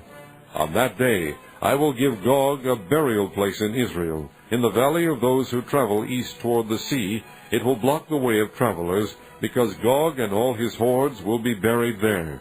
So it will be called the Valley of Hamon Gog. For 7 months the house of Israel will be burying them in order to cleanse the land. All the people of the land will bury them, and the day I am glorified will be a memorable day for them, declares the sovereign Lord. Men will be regularly employed to cleanse the land. Some will go throughout the land, and in addition to them, others will bury those that remain on the ground. At the end of the 7 months they will begin their search. As they go through the land, and one of them sees a human bone, he will set up a marker beside it until the gravediggers have buried it in the valley of Hamon Gog. Also a town called Hamonah will be there. And so they will cleanse the land. Son of man, this is what the sovereign Lord says. Call out to every kind of bird and all the wild animals. Assemble and come together from all around to the sacrifice I am preparing for you, the great sacrifice on the mountains of Israel. There you will eat flesh and drink blood. You will eat the flesh of mighty men and drink the blood of the princes of the earth, as if they were rams and lambs, goats and bulls, all of them fattened animals from Bashan. At the sacrifice I am preparing for you, you will eat fat till you are glutted and drink blood till you are drunk. At my table you will eat your fill of horses and riders, mighty men and soldiers of every kind, declares the sovereign Lord. I will display my glory among the nations, and all the nations will see the punishment I inflict, and the hand I lay upon them. From that day forward the house of Israel will know that I am the Lord their God. And the nations will know that the people of Israel went into exile for their sin, because they were unfaithful to me. So I hid my face from them, and handed them over to their enemies, and they all fell by the sword. I dealt with them according to their uncleanness and their offenses, and I hid my face from them. Therefore this is what the sovereign Lord says. I will now bring Jacob back from captivity, and will have compassion on all the people of Israel, and I will be zealous for my holy name. They will forget their shame, and all the unfaithfulness they showed toward me when they lived in safety in their land with no one to make them afraid. When I have brought them back from the nations, and have gathered them from the countries of their enemies, I will show myself holy through them in the sight of many nations. Then they will know that I am the Lord their God. For though I sent them into exile among the nations, I will gather them to their own land, not leaving any behind. I will no longer hide my face from them, for I will pour out my spirit on the house of Israel, declares the sovereign Lord. Chapter 40. In the 25th year of our exile, at the beginning of the year, on the 10th of the month, in the 14th year after the fall of the city, on that very day the hand of the Lord was upon me, and he took me there. In visions of God he took me to the land of Israel, and set me on a very high mountain, on whose south side were some buildings that looked like a city. He took me there, and I saw a man whose appearance was like bronze. He was standing in the gateway with a linen cord and a measuring rod in his hand. The man said to me, Son of man, look with your eyes and hear with your ears, and pay attention to everything I am going to show you, for that is why you have been brought here. Tell the house of Israel everything you see. I saw a wall completely surrounding the temple area. The length of the measuring rod in the man's hand was 6 long cubits, each of which was a cubit and a handbreadth. He measured the wall. It was 1 measuring rod thick and 1 rod high. Then he went to the gate facing east. He climbed its steps and measured the threshold of the gate. It was 1 rod deep. The alcoves for the guards were 1 rod long and 1 rod wide, and the projecting walls between the alcoves were 5 cubits thick, and the threshold of the gate next to the portico facing the temple was 1 rod deep. Then he measured the portico of the gateway. It was 8 cubits deep, and its jambs were 2 cubits thick. The portico of the gateway faced the temple. Inside the east gate were 3 alcoves on each side. The 3 had the same measurements, and the faces of the projecting walls on each side had the same measurements. Then he measured the width of the entrance to the gateway. It was 10 cubits, and its length was 13 cubits. In front of each alcove was a wall 1 cubit high, and the alcoves were 6 cubits square. Then he measured the gateway from the top of the rear wall of one alcove to the top of the opposite one. The distance was 25 cubits from one parapet opening to the opposite one. He measured along the faces of the projecting walls all around the inside of the gateway, 60 cubits.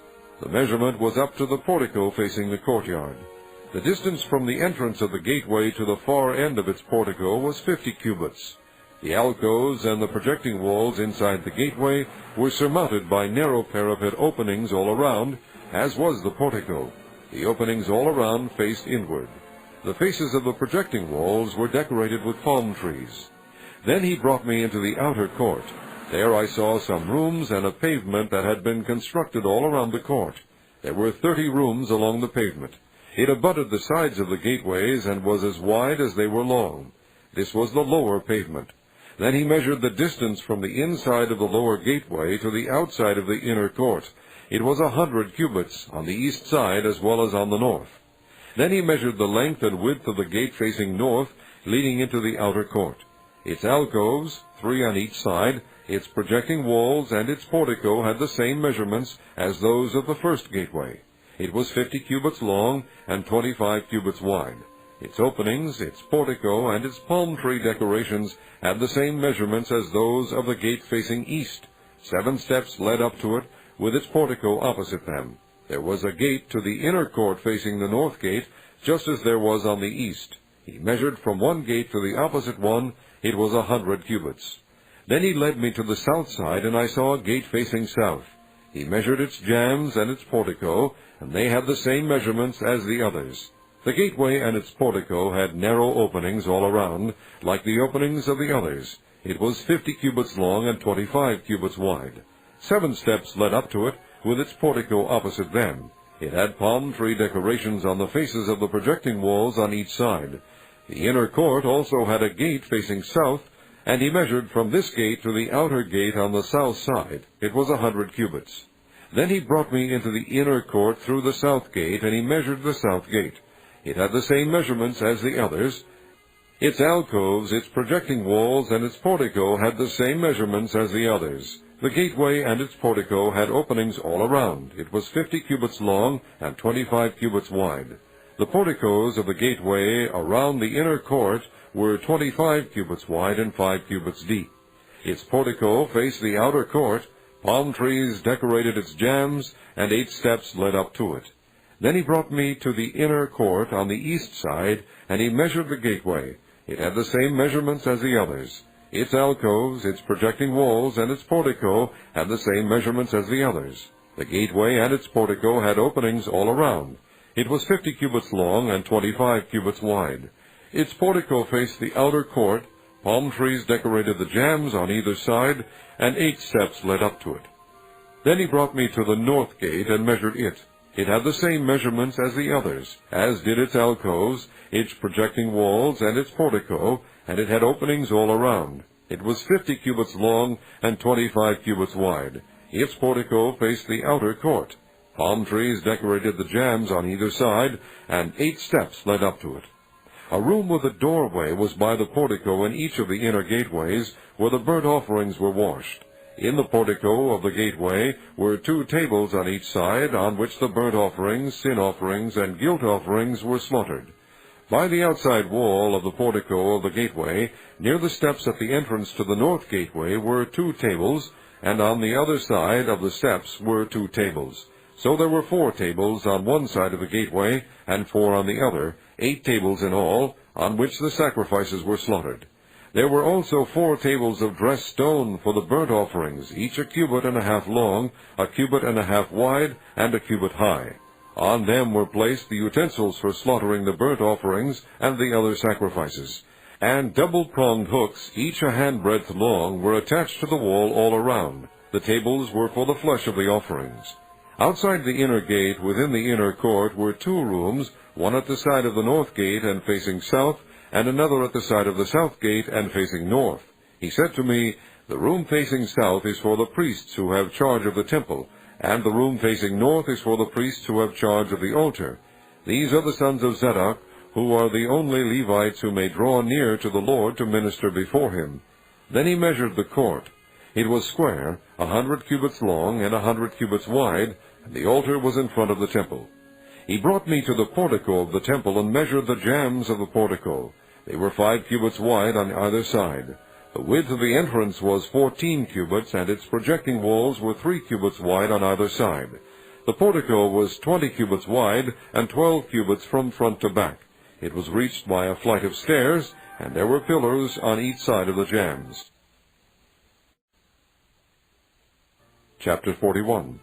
Then the man brought me to the outer sanctuary and measured the jambs. The width of the jambs was 6 cubits on each side.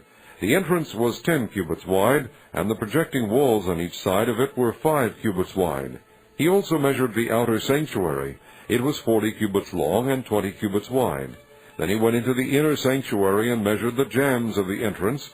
Each was 2 cubits wide. The entrance was 6 cubits wide, and the projecting walls on each side of it were 7 cubits wide. And he measured the length of the inner sanctuary. It was 20 cubits, and its width was 20 cubits across the end of the outer sanctuary. He said to me, "This is the most holy place." Then he measured the wall of the temple. It was 6 cubits thick, and each side room around the temple was 4 cubits wide. The side rooms were on 3 levels, one above another, 30 on each level. There were ledges all around the wall of the temple to serve as supports for the side rooms, so that the supports were not inserted into the wall of the temple. The side rooms all around the temple were wider at each successive level. The structure surrounding the temple was built in ascending stages, so that the rooms widened as one went upward. A stairway went up from the lowest floor to the top floor through the middle floor. I saw that the temple had a raised base all around it, forming the foundation of the side rooms. It was the length of the rod, 6 long cubits. The outer wall of the side rooms was 5 cubits thick. The open area between the side rooms of the temple and the priest's room was 20 cubits wide all around the temple. There were entrances to the side rooms from the open area, one on the north and another on the south, and the base adjoining the open area was 5 cubits wide all around. The building facing the temple courtyard on the west side was 70 cubits wide. The wall of the building was 5 cubits thick all around, and its length was 90 cubits. Then he measured the temple. It was 100 cubits long, and the temple courtyard and the building with its walls were also 100 cubits long. The width of the temple courtyard on the east, including the front of the temple, was 100 cubits. Then he measured the length of the building facing the courtyard at the rear of the temple, including its galleries on each side. It was 100 cubits. The outer sanctuary, the inner sanctuary, and the portico facing the court, as well as the thresholds and the narrow windows and galleries around the 3 of them, everything beyond and including the threshold was covered with wood. The floor, the wall up to the windows, and the windows were covered. In the space above the outside of the entrance to the inner sanctuary, on the walls at regular intervals, all around the inner and outer sanctuary, were carved cherubim and palm trees. Palm trees alternated with cherubim. Each cherub had 2 faces, the face of a man toward the palm tree on one side, and the face of a lion toward the palm tree on the other. They were carved all around the whole temple, from the floor to the area above the entrance. Cherubim and palm trees were carved on the wall of the outer sanctuary. The outer sanctuary had a rectangular door frame, and the one at the front of the most holy place was similar. There was a wooden altar 3 cubits high and 2 cubits square. Its corners, its base, and its sides were of wood. The man said to me, This is the table that is before the Lord. Both the outer sanctuary and the most holy place had double doors. Each door had 2 leaves, 2 hinged leaves for each door. And on the doors of the outer sanctuary were carved cherubim and palm trees, like those carved on the walls, and there was a wooden overhang on the front of the portico. On the side walls of the portico were narrow windows with palm trees carved on each side. The side rooms of the temple also had overhangs. Chapter 42. Then the man led me northward into the outer court and brought me to the rooms opposite the temple courtyard and opposite the outer wall on the north side. The building whose door faced north was 100 cubits long and 50 cubits wide, both in the section 20 cubits from the inner court, and in the section opposite the pavement of the outer court, gallery faced gallery at the 3 levels. In front of the rooms was an inner passageway 10 cubits wide and 100 cubits long. Their doors were on the north. Now the upper rooms were narrower, for the galleries took more space from them than from the rooms on the lower and middle floors of the building. The rooms on the 3rd floor had no pillars, as the courts had, so they were smaller in floor space than those on the lower and middle floors. There was an outer wall parallel to the rooms and the outer court. It extended in front of the rooms for 50 cubits. While the row of rooms on the side next to the outer court was 50 cubits long, the row on the side nearest the sanctuary was 100 cubits long. The lower rooms had an entrance on the east side, as one enters them from the outer court. On the south side, along the length of the wall of the outer court adjoining the temple courtyard and opposite the outer wall, were rooms with a passageway in front of them. These were like the rooms on the north. They had the same length and width with similar exits and dimensions. Similar to the doorways on the north were the doorways of the rooms on the south. There was a doorway at the beginning of the passageway that was parallel to the corresponding wall extending eastward, by which one enters the room. Then he said to me, The north and south rooms facing the temple courtyard are the priests' rooms, where the priests who approach the Lord will eat the most holy offerings. There they will put the most holy offerings, the grain offerings, the sin offerings, and the guilt offerings, for the place is holy. Once the priests enter the holy precincts, they are not to go into the outer court until they leave behind the garments in which they minister, for these are holy. They are to put on other clothes before they go near the places that are for the people. When he had finished measuring what was inside the temple area, he led me out by the east gate and measured the area all around. He measured the east side with a measuring rod. It was 500 cubits. He measured the north side. It was 500 cubits by the measuring rod. He measured the south side. It was 500 cubits by the measuring rod.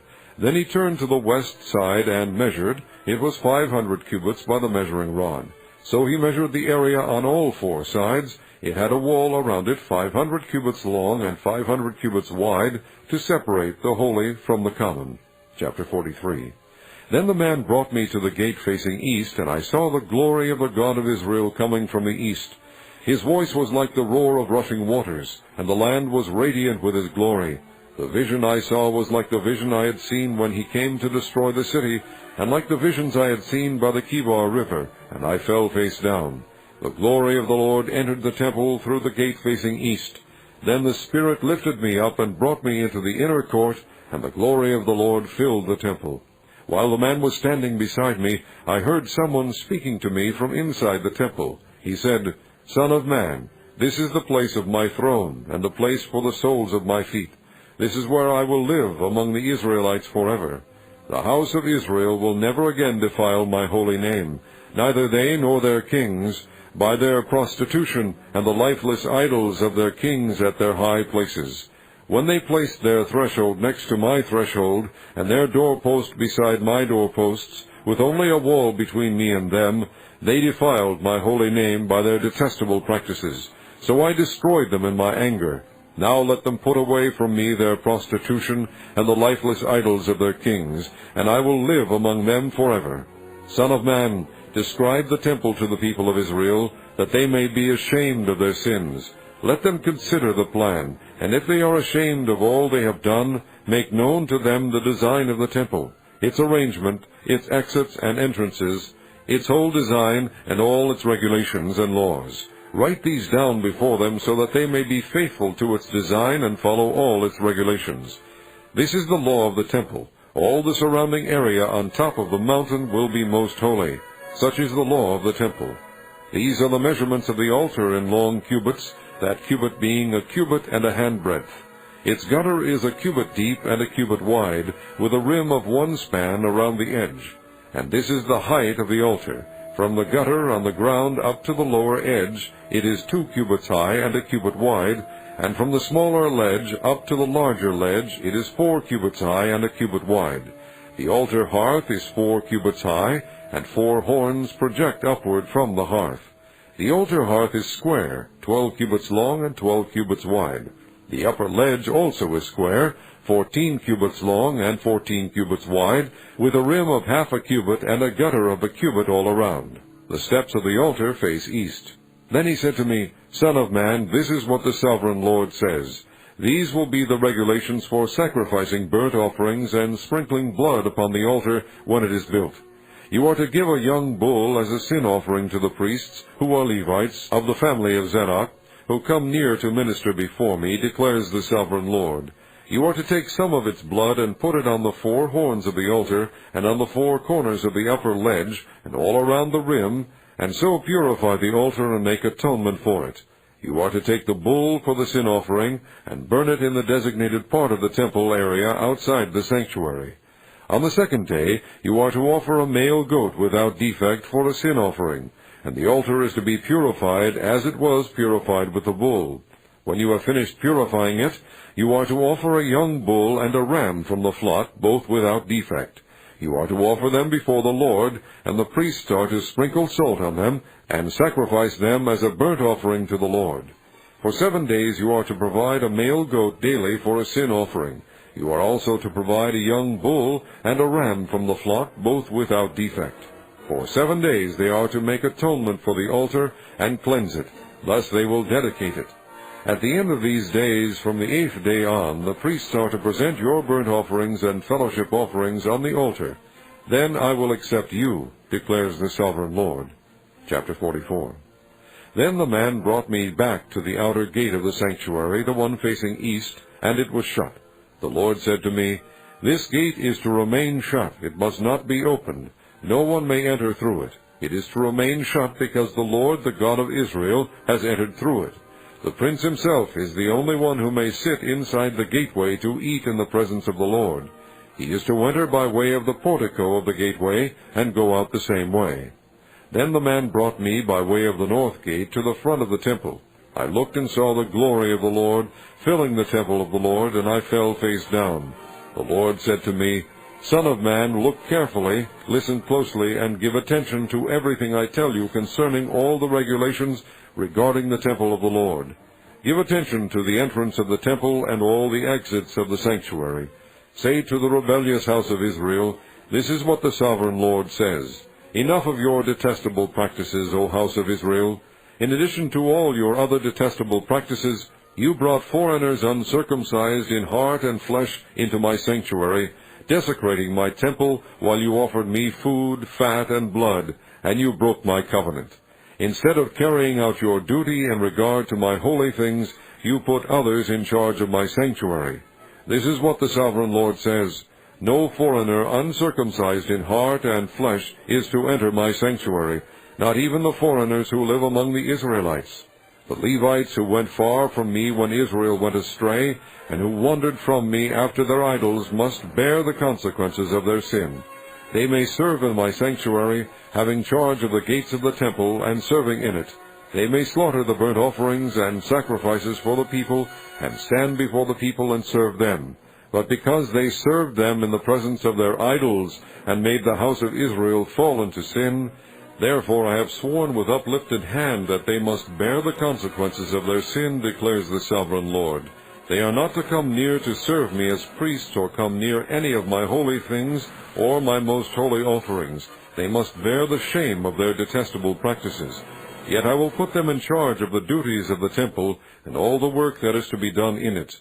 But the priests, who are Levites and descendants of Zadok, and who faithfully carried out the duties of my sanctuary when the Israelites went astray from me, are to come near to minister before me. They are to stand before me to offer sacrifices of fat and blood, declares the Sovereign Lord. They alone are to enter my sanctuary. They alone are to come near my table to minister before me and perform my service. When they enter the gates of the inner court, they are to wear linen clothes. They must not wear any woolen garment while ministering at the gates of the inner court or inside the temple. They are to wear linen turbans on their heads and linen undergarments around their waists. They must not wear anything that makes them perspire. When they go out into the outer court where the people are, they are to take off the clothes they have been ministering in, and are to leave them in the sacred rooms, and put on other clothes, so that they do not consecrate the people by means of their garments. They must not shave their heads or let their hair grow long, but they are to keep the hair of their heads trimmed. No priest is to drink wine when he enters the inner court. They must not marry widows or divorced women. They may marry only virgins of Israelite descent or widows of priests. They are to teach my people the difference between the holy and the common, and show them how to distinguish between the unclean and the clean. In any dispute the priests are to serve as judges, and decide it according to my ordinances. They are to keep my laws and my decrees for all my appointed feasts, and they are to keep my Sabbaths holy. A priest must not defile himself by going near a dead person. However, if the dead person was his father or mother, son or daughter, brother or unmarried sister, then he may defile himself. After he is cleansed, he must wait 7 days. On the day he goes into the inner court of the sanctuary to minister in the sanctuary, he is to offer a sin offering for himself, declares the Sovereign Lord. I am to be the only inheritance the priests have. You are to give them no possession in Israel. I will be their possession. They will eat the grain offerings, the sin offerings, and the guilt offerings, and everything in Israel devoted to the Lord will belong to them. The best of all the first fruits and of all your special gifts will belong to the priests. You are to give them the first portion of your ground meal, so that a blessing may rest on your household. The priests must not eat anything, bird or animal, found dead or torn by wild animals.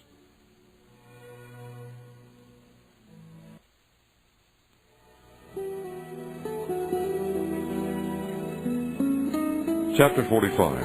When you allot the land as an inheritance, you are to present to the Lord a portion of the land as a sacred district, 25,000 cubits long and 20,000 cubits wide. The entire area will be holy. Of this, a section 500 cubits square is to be for the sanctuary, with 50 cubits around it for open land. In the sacred district, measure off a section 25,000 cubits long and 10,000 cubits wide. In it will be the sanctuary, the most holy place. It will be the sacred portion of the land for the priests who minister in the sanctuary and who draw near to minister before the Lord. It will be a place for their houses as well as a holy place for the sanctuary. An area 25,000 cubits long and 10,000 cubits wide will belong to the Levites who serve in the temple as their possession for towns to live in. You are to give the city as its property an area 5,000 cubits wide and 25,000 cubits long, adjoining the sacred portion. It will belong to the whole house of Israel. The prince will have the land bordering each side of the area formed by the sacred district and the property of the city. It will extend westward from the west side and eastward from the east side, running lengthwise from the western to the eastern border, parallel to one of the tribal portions. This land will be his possession in Israel, and my princes will no longer oppress my people, but will allow the house of Israel to possess the land according to their tribes. This is what the Sovereign Lord says. You have gone far enough, O princes of Israel. Give up your violence and oppression, and do what is just and right. Stop dispossessing my people, declares the Sovereign Lord. You are to use accurate scales, an accurate ephah, and an accurate bath. The ephah and the bath are to be the same size, the bath containing 1/10 of a homer, and the ephah 1/10 of a homer. The homer is to be the standard measure for both. The shekel is to consist of 20 gerahs. 20 shekels plus 25 shekels plus 15 shekels equal 1 mina. This is the special gift you are to offer, 1/6 of an ephah from each homer of wheat, and 1/6 of an ephah from each homer of barley. The prescribed portion of oil measured by the bath is 1/10 of a bath from each core, which consists of 10 baths, or 1 homer, for 10 baths are equivalent to a homer. Also 1 sheep is to be taken from every flock of 200 from the well-watered pastures of Israel. These will be used for the grain offerings, burnt offerings, and fellowship offerings, to make atonement for the people, declares the sovereign Lord. All the people of the land will participate in this special gift for the use of the prince in Israel. It will be the duty of the prince to provide the burnt offerings, grain offerings, and drink offerings at the festivals, the new moons, and the Sabbaths, at all the appointed feasts of the house of Israel. He will provide the sin offerings, grain offerings, burnt offerings, and fellowship offerings to make atonement for the house of Israel. This is what the sovereign Lord says. In the 1st month, on the 1st day, you are to take a young bull without defect and purify the sanctuary. The priest is to take some of the blood of the sin offering and put it on the doorposts of the temple, on the 4 corners of the upper ledge of the altar, and on the gateposts of the inner court. You are to do the same on the 7th day of the month for anyone who sins unintentionally or through ignorance, so you are to make atonement for the temple. In the 1st month, on the 14th day, you are to observe the Passover, a feast lasting 7 days, during which you shall eat bread made without yeast. On that day the prince is to provide a bull as a sin offering for himself and for all the people of the land. Every day during the 7 days of the feast he is to provide 7 bulls and 7 rams without defect as a burnt offering to the Lord, and a male goat for a sin offering. He is to provide as a grain offering an ephah for each bull, and an ephah for each ram, along with a hin of oil for each ephah. During the 7 days of the feast, which begins in the 7th month on the 15th day, he is to make the same provision for sin offerings, burnt offerings, grain offerings, and oil. Chapter 46. This is what the sovereign Lord says. The gate of the inner court facing east is to be shut on the 6 working days, but on the 7th day, and on the day of the new moon, it is to be open. The prince is to enter from the outside through the portico of the gateway, and stand by the gatepost. The priests are to sacrifice his burnt offering and his fellowship offerings. He is to worship at the threshold of the gateway and then go out, but the gate will not be shut until evening. On the Sabbaths and new moons the people of the land are to worship in the presence of the Lord at the entrance to that gateway. The burnt offering the prince brings to the Lord on the Sabbath day is to be 6 male lambs and a ram, all without defect. The grain offering given with the ram is to be an ephah, and the grain offering with the lambs is to be as much as he pleases, along with a hin of oil for each ephah. On the day of the new moon he is to offer a young bull, 6 lambs, and a ram, all without defect. He is to provide as a grain offering 1 ephah with the bull, 1 ephah with the ram, and with the lambs as much as he wants to give, along with a hin of oil with each ephah. When the prince enters, he is to go in through the portico of the gateway, and he is to come out the same way.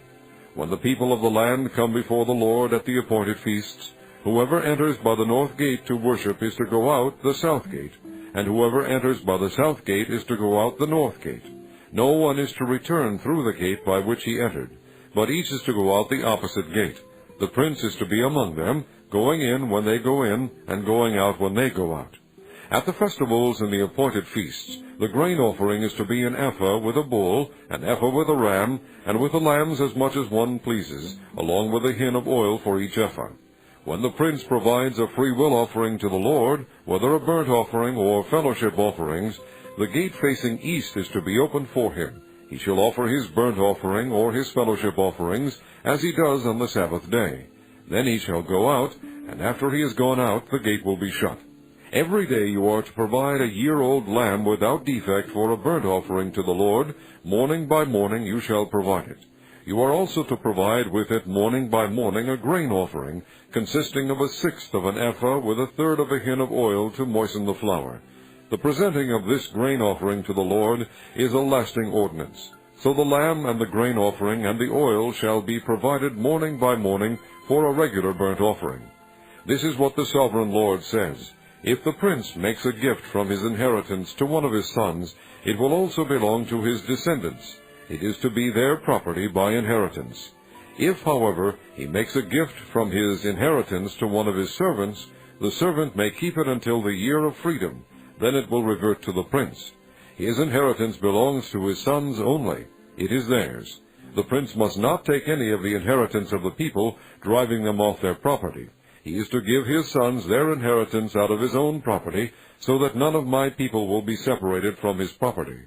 Then the man brought me through the entrance at the side of the gate to the sacred rooms facing north, which belong to the priests, and showed me a place at the western end. He said to me, "This is the place where the priests will cook the guilt offering and the sin offering, and bake the grain offering, to avoid bringing them into the outer court and consecrating the people." He then brought me to the outer court and led me around to its 4 corners, and I saw in each corner another court. In the 4 corners of the outer court were enclosed courts, 40 cubits long and 30 cubits wide. Each of the courts in the 4 corners was the same size. Around the inside of each of the 4 courts was a ledge of stone, with places for fire built all around under the ledge. He said to me, "These are the kitchens where those who minister at the temple will cook the sacrifices of the people." Chapter 47. The man brought me back to the entrance of the temple, and I saw water coming out from under the threshold of the temple toward the east, for the temple faced east. The water was coming down from under the south side of the temple, south of the altar. He then brought me out through the north gate and led me around the outside of the outer gate facing east, and the water was flowing from the south side. As the man went eastward with a measuring line in his hand, he measured off 1,000 cubits, and then led me through water that was ankle deep. He measured off another 1,000 cubits, and led me through water that was knee deep. He measured off another 1,000, and led me through water that was up to the waist. He measured off another 1,000, but now it was a river that I could not cross, because the water had risen and was deep enough to swim in, a river that no one could cross. He asked me, "Son of man, do you see this?" Then he led me back to the bank of the river. When I arrived there, I saw a great number of trees on each side of the river. He said to me, "This water flows toward the eastern region and goes down into the Arabah, where it enters the sea. When it empties into the sea, the water there becomes fresh. Swarms of living creatures will live wherever the river flows. There will be large numbers of fish, because this water flows there and makes the salt water fresh. So where the river flows, everything will live. Fishermen will stand along the shore. From En-Gedi to En-Eglaim, there will be places for spreading nets. The fish will be of many kinds, like the fish of the great sea. But the swamps and marshes will not become fresh. They will be left for salt. Fruit trees of all kinds will grow on both banks of the river. Their leaves will not wither, nor will their fruit fail. Every month they will bear, because the water from the sanctuary flows to them. Their fruit will serve for food, and their leaves for healing. This is what the Sovereign Lord says. These are the boundaries by which you are to divide the land for an inheritance among the 12 tribes of Israel, with 2 portions for Joseph. You are to divide it equally among them. Because I swore with uplifted hand to give it to your forefathers, this land will become your inheritance. This is to be the boundary of the land. On the north side it will run from the great sea by Hethlon road, past Lebo-Hamath to Zedad, Berotha, and Sibraim, which lies on the border between Damascus and Hamath, as far as Hazer Hatikon, which is on the border of Hauran. The boundary will extend from the sea of Hazar-Enan along the northern border of Damascus, with the border of Hamath to the north. This will be the north boundary. On the east side, the boundary will run between Hauran and Damascus, along the Jordan between Gilead and the land of Israel, to the eastern sea and as far as Tamar. This will be the east boundary. On the south side it will run from Tamar as far as the waters of Meribah Kadesh, then along the Wadi of Egypt to the Great Sea. This will be the south boundary. On the west side, the Great Sea will be the boundary to a point opposite Lebo-Hamath. This will be the west boundary. You are to distribute this land among yourselves according to the tribes of Israel. You are to allot it as an inheritance for yourselves and for the aliens who have settled among you and who have children. You are to consider them as native-born Israelites. Along with you they are to be allotted an inheritance among the tribes of Israel. In whatever tribe the alien settles, there you are to give him his inheritance, declares the Sovereign Lord. Chapter 48. These are the tribes listed by name. At the northern frontier, Dan will have 1 portion. It will follow the Hethlon road to Lebo-Hamath. Hazar-Enan and the northern border of Damascus next to Hamath will be part of its border from the east side to the west side. Asher will have 1 portion. It will border the territory of Dan from east to west. Naphtali will have one portion. It will border the territory of Asher from east to west. Manasseh will have one portion. It will border the territory of Naphtali from east to west. Ephraim will have one portion. It will border the territory of Manasseh from east to west. Reuben will have one portion. It will border the territory of Ephraim from east to west. Judah will have one portion. It will border the territory of Reuben from east to west. Bordering the territory of Judah from east to west will be the portion you are to present as a special gift. It will be 25,000 cubits wide, and its length from east to west will equal one of the tribal portions. The sanctuary will be in the center of it. The special portion you are to offer to the Lord will be 25,000 cubits long and 10,000 cubits wide. This will be the sacred portion for the priests.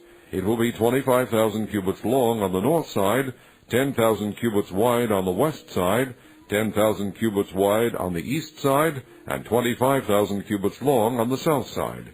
In the center of it will be the sanctuary of the Lord. This will be for the consecrated priests, the Zadokites, who were faithful in serving me and did not go astray as the Levites did when the Israelites went astray. It will be a special gift to them from the sacred portion of the land, a most holy portion bordering the territory of the Levites. Alongside the territory of the priests, the Levites will have an allotment 25,000 cubits long and 10,000 cubits wide. Its total length will be 25,000 cubits, and its width 10,000 cubits. They must not sell or exchange any of it. This is the best of the land, and must not pass into other hands, because it is holy to the Lord. The remaining area, 5,000 cubits wide and 25,000 cubits long, will be for the common use of the city, for houses and for pasture land. The city will be in the center of it, and will have these measurements: the north side 4,500 cubits, the south side 4,500 cubits, the east side 4,500 cubits, and the west side 4,500 cubits. The pasture land for the city will be 250 cubits on the north, 250 cubits on the south, 250 cubits on the east, and 250 cubits on the west. What remains of the area bordering on the sacred portion and running the length of it will be 10,000 cubits on the east side and 10,000 cubits on the west side. Its produce will supply food for the workers of the city. The workers from the city who farm it will come from all the tribes of Israel. The entire portion will be a square, 25,000 cubits on each side. As a special gift you will set aside the sacred portion along with the property of the city. What remains on both sides of the area formed by the sacred portion and the city property will belong to the prince. It will extend eastward from the 25 cubits of the sacred portion to the eastern border, and westward from the 25,000 cubits to the western border. Both these areas running the length of the tribal portions will belong to the prince, and the sacred portion with the temple sanctuary will be in the center of them. So the property of the Levites and the property of the city will lie in the center of the area that belongs to the prince. The area belonging to the prince will lie between the border of Judah and the border of Benjamin. As for the rest of the tribes, Benjamin will have one portion. It will extend from the east side to the west side. Simeon will have one portion. It will border the territory of Benjamin from east to west. Issachar will have one portion. It will border the territory of Simeon from east to west. Zebulun will have one portion. It will border the territory of Issachar from east to west. Gad will have one portion. It will border the territory of Zebulun from east to west. The southern boundary of Gad will run south from Tamar to the waters of Meribah Kadesh, then along the Wadi of Egypt to the Great Sea. This is the land you are to allot as an inheritance to the tribes of Israel, and these will be their portions, declares the sovereign Lord. These will be the exits of the city. Beginning on the north side, which is 4,500 cubits long, the gates of the city will be named after the tribes of Israel. The three gates on the north side will be the gate of Reuben, the gate of Judah, and the gate of Levi. On the east side, which is 4,500 cubits long, will be three gates, the gate of Joseph, the gate of Benjamin, and the gate of Dan. On the south side, which measures 4,500 cubits, will be three gates, the gate of Simeon, the gate of Issachar, and the gate of Zebulun. On the west side, which is 4,500 cubits long, will be three gates, the gate of Gad, the gate of Asher, and the gate of Naphtali. The distance all around will be 18,000 cubits, and the name of the city from that time on will be, "The Lord is there."